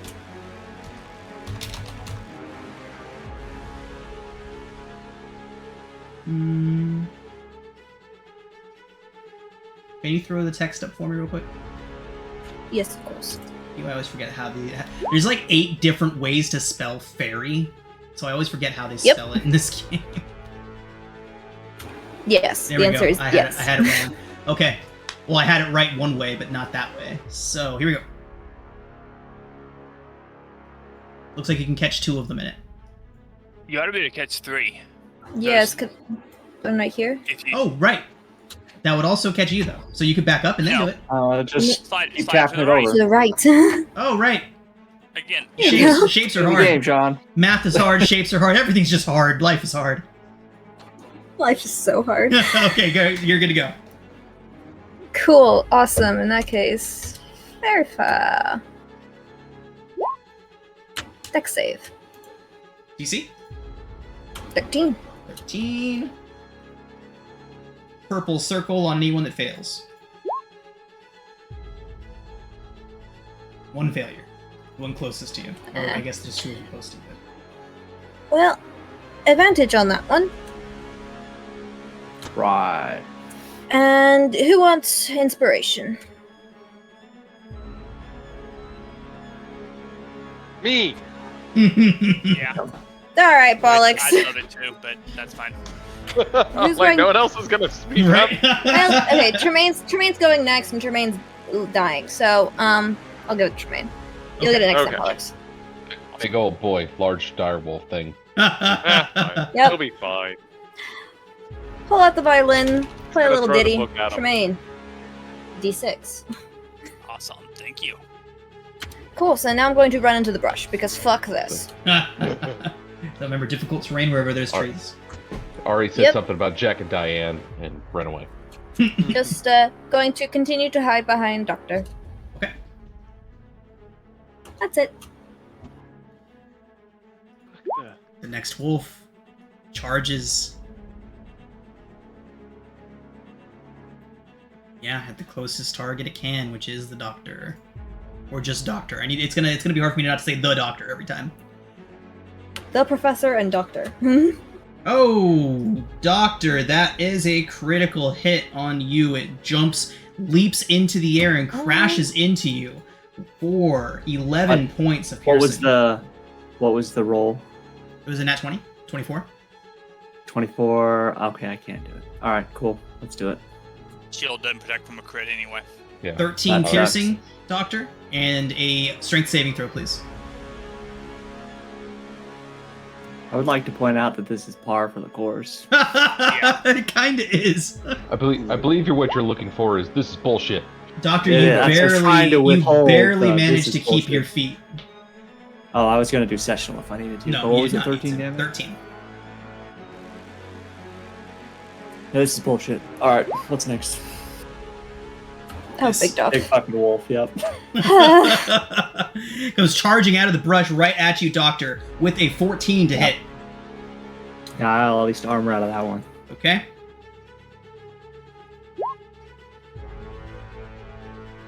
God. I love I to don't be a like frontliner. dogs. Super fun. That is only a 12 to hit you, Doctor, which brings us to Tremaine as the wolves come bounding out of the forest, surrounding Doctor, biting and snarling all around him. I grab a vial of acid off my belt, pouring it on my hand as I mutter some arcane words, and I reach out and grab the wolf that bit me. Okay. Casting Caustic Grip. Ooh, cool. Strength save? Or- And At I will be disadvantage using- because he's hexed. No, Ooh. that's a save, Yeah. not a Um, ability check. Yeah, I will be using my Bardic Inspiration. Ooh, nice, nice, nice. Oh no! 12 still misses, unfortunately. Great. Anybody Ouch. want to give me their inspiration? This is good. You can have mine. Yeah. There we go. Awesome. Okay, 22 hits. Strength save? Okay, so he takes 12 acid damage, and he needs. So I'll put up the description here.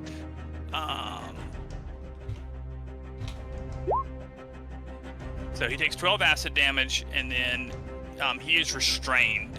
He needs to make a saving throw. Strength saving throw result is a 12. Okay, Yay. 13. So he is restrained, and each time he ends his turn and is still restrained by the spell, he takes an additional 4d4 acid. Okay. Anything else? And I am concentrating. And bonus action, spiritual. Oh no, I cast that. That's it for me. You have double stopwatches on you. That's. Oh. Yeah, it's weird. because we both hit it at the same time. Oh, cool. Okay. Doctor. Right. Good luck. Yeah. I'll believe heal you Friday- next turn. I kind of look back at Ari and I was like, you were supposed to guard the flank over there. Look at me. I'll, What do you expect me to guard? Just stand in the way. Anywho, so I'll like combat roll over to right here. And reach into my It's a jacket. lot of opportunity attack. He doesn't take opportunity attacks. Mobile feet. Doesn't mobile feed require? Does that require you to make an attack against them to be able to move Go without? ahead and throw the opportunity text up so attacks? we're clear. Oh, I'm working on it. I am gonna attack all of them in a second. Oh, you're exceptionally speedy and agile. You gain the following benefits. Your speed increases by 10 when you use the dash action. Difficult terrain doesn't cost you extra movement on that turn. When you make a melee attack against a creature, you don't provoke opportunity attacks from that creature. So yeah, Doc, go ahead and head back. You're not immune from opportunity. Yeah. I said it, and I was like, yeah, that So- seems a bit much. So then the question is that even though it's all within my action to move and then shoot, because I could fire extinguish all of them. Okay. Yeah, but it I have to wants attack melee first? Attack. It says, yeah, when you make a melee attack against a creature, you don't provoke opportunity attacks from that creature for the rest of the turn. So you have to make the melee attack first, and then you don't provoke opportunity attacks after. Okay, cool. That makes it a little more It doesn't matter interesting. if you hit or miss, but Because it's a cone, so there's no real good way how they're stacked up here. Right. So you could melee attack against the dire wolf, the most dangerous of them, and then disengage and then move. action surge. I mean, then move away, risk a few opportunity attacks, yes, but then action surge to use your cone. That is We do one that. way that you could do that. You're I'll, not actually a pyro at heart because you're a firefighter that's really a pyro and you have a bomb. That would be super handy, and actually on my shopping list is alchemy fire, but that's for another day. Yeah, I'll try and hit the large direwolf with my sledgehammer. That's it. 9, and now you can move if you would like to. Of course. Without provoking. Move from it. there. Not without provoking From the opportunity direwolf, attacks from him. but the So wolves. we have a Yeah, the- 17, a 14, and a 7. Perfect. 17 does not hit. Action surge. Nope, I'm 18. Okay.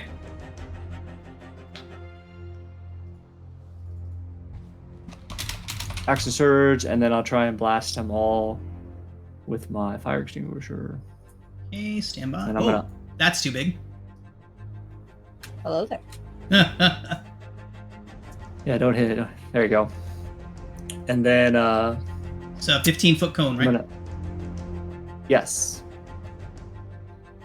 And then I'm gonna upcast it to add 2d6. Okay, so what does your fire extinguisher look like, Doctor? What happens?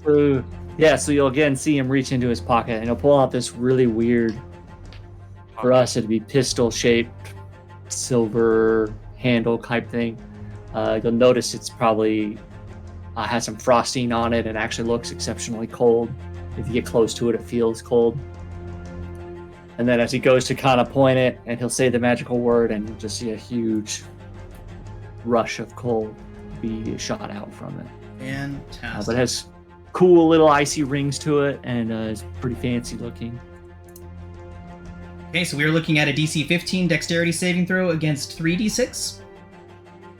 46 for me. Roll it up.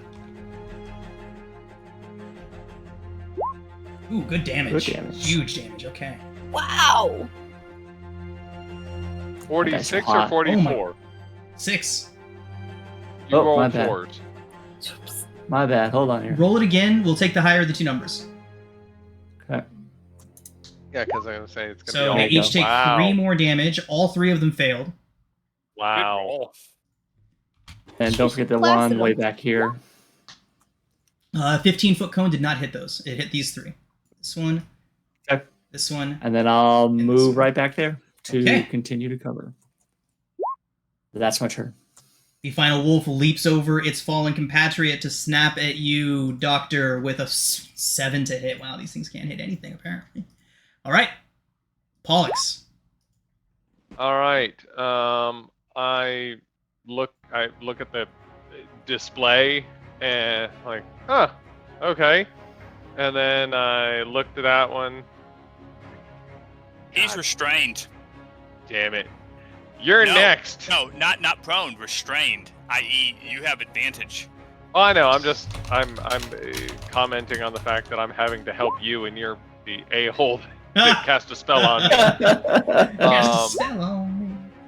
And I'm going to cast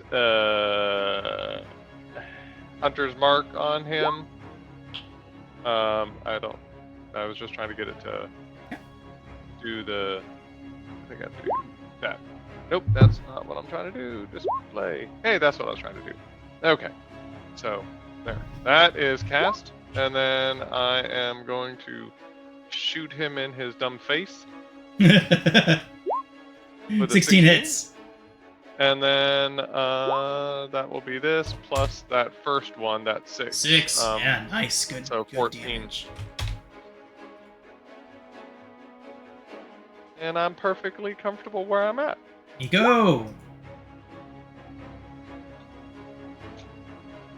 Right, so Nico's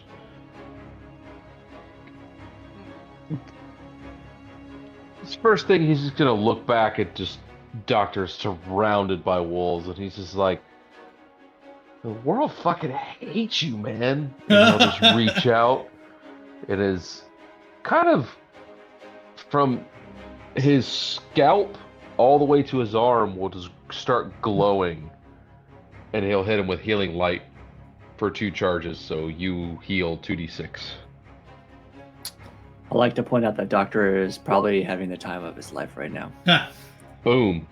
11 hit Who'd points. you heal? Doctor. Okay. And then Thank you. Nico will roll around to here. And then his shadow.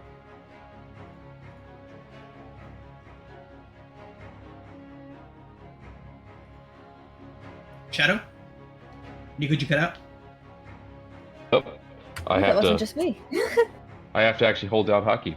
So Nico pulls his rapier out, circles the wolf that he's standing next to, but his shadow also has a rapier and is lunging directly at the dire wolf in front of Tremaine.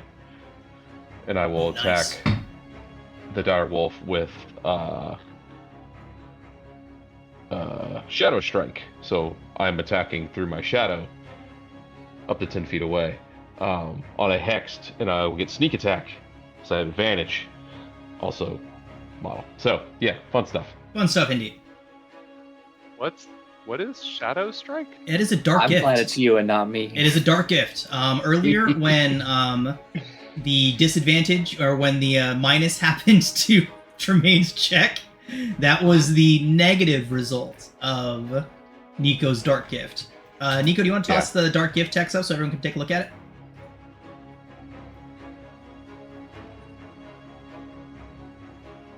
Is that like a warlock thing? No, it is a Ravenloft thing. It's a Oh, Ravenloft okay. Dark Gift. So this is Shadow Strike, and prior to that, Ominous Will was what triggered.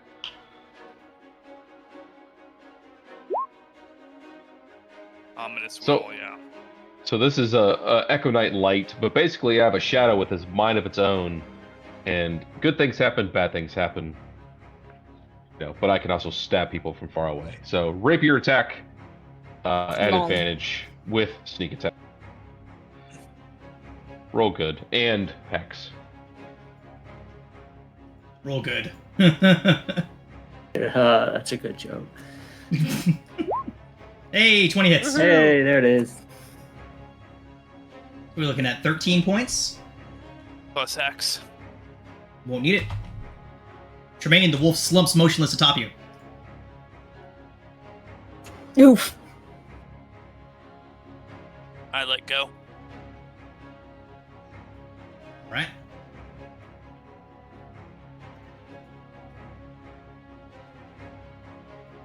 Anything else from Nico? You have another attack, right? Just one. Okay. I'm a rogue warlock, not. Oh, okay. For some reason, I was thinking like your shadow attacks and you attack, but it's all the same thing. Cool. All right. Nico the wolf lashes out at you. That is going to be nat 1. I can't roll for anything today. Okay. That one is down. That one is down. Ari. Lovely.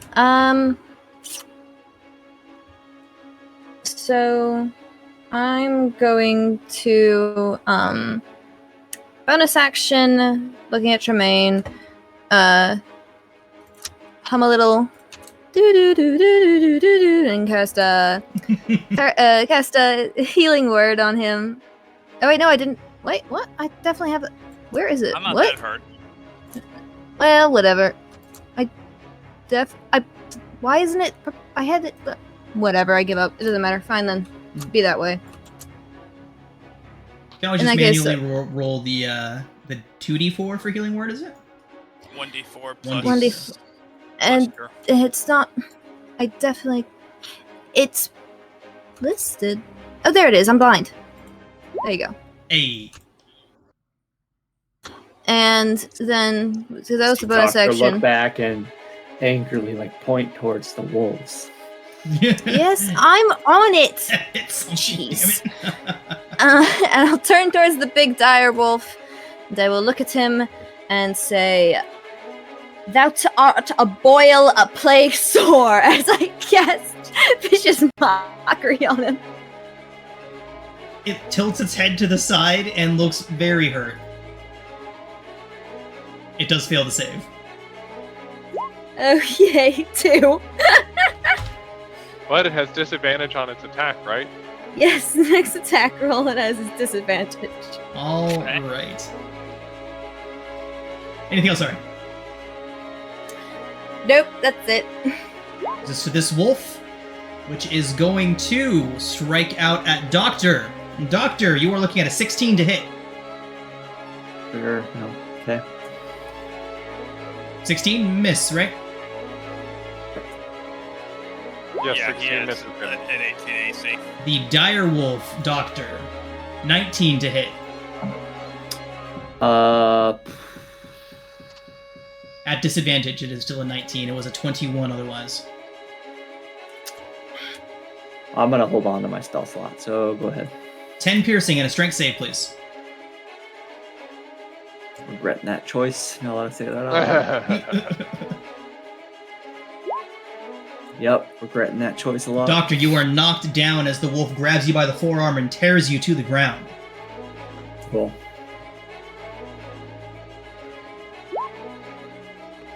Next direwolf has advantage on its bite attack against you. Oh, that wolf's dead. Never mind. Don't they always? That's metagame. Never mind. That one highlighted briefly. That's the one that just attacked him and pulled him to the ground. But you're right, they Oh. would have advantage on their attacks for... They would already have advantage on their attacks from pack tactics. Yes. Tremaine, you're up. Metagame, yes. I will step here, here, and here, Nice. and reach out with my caustic grip.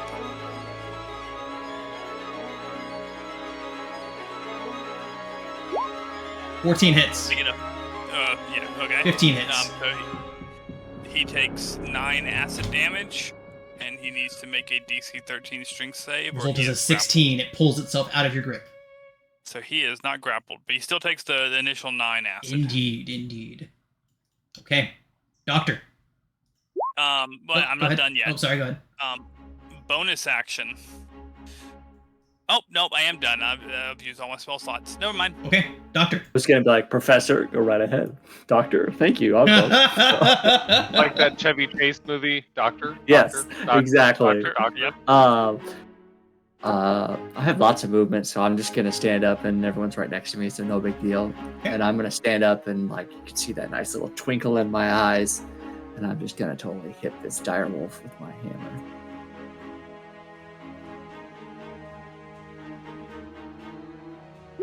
Oh, oof. 20 hits. How do you take it down, Doctor? So you can just kind of see him like jump up right away, and he just kind of spins around, and the hammer falls right on top of its head. Just pretty much knocks it right back to the ground, probably killing it. Yeah. And again, more passive aggressive. The point, and then point at the other alive wolves, and that's my turn. Okay. I love that our entire party is passive aggressive. This is gonna be fun. Fantastic. Doctor, this wolf Yeah. wildly lashes out at you with a 7 to hit. Jeez, okay. Pollux. Okay. Cool. All right. Well, I'm going to bonus action move my hunter's mark over to this guy here. Okay. And then gonna shoot him in his stupid face. Stupid wolf face. That's a hit. Goes down. Excellent. And then I'm going to move over here. Because there are a bunch of wolves getting close to those trees. And I'm done. Okay, Nico. Bonus action to move it, and then shoot. Bonus action, hex over to this one. Oop, there we go. That one. Hex moves there. Nico kind of feels bad as he stalks over slowly with the rapier, just being like, "You dumb bastards, you need to go home," and just with the rapier just stabs. Actually, I need to be here. Yes. Yeah. There we go. Right Advantage and sneak attack.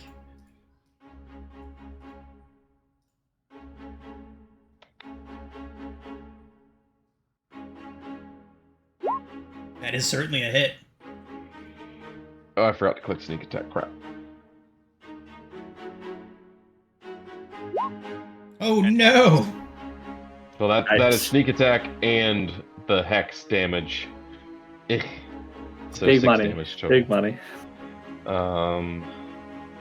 Yeah. Wow, that was pretty terrible. Unfortunate, yeah. Okay. That's my turn. Alright. Oh boy. I was kind of look at Doctor and just like begrudgingly pull out my rapier, walk forward and attempt to stab the thing. Oh no! No! Oh no! Use that sessional. Yeah, Ari, you haven't Yeah. used your sessional yet today? No. You may if you would like to get that 17. Or you can keep the one for the comedic effect, it's up to you.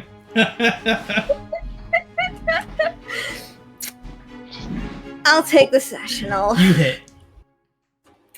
Kind of tripping over Unfortunately. yourself and falling forward with your rapier out, accidentally striking and taking down the wolf. That should not have worked. It's no bonus action. Have fun.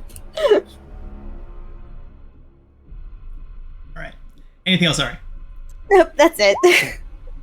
Jermaine.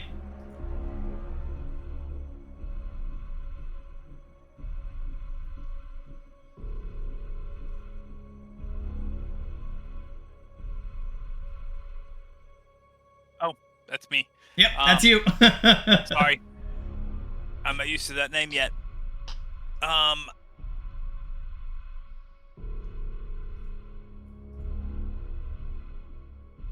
Nope, I'm on the wrong thing apparently. Because I can't move my guy.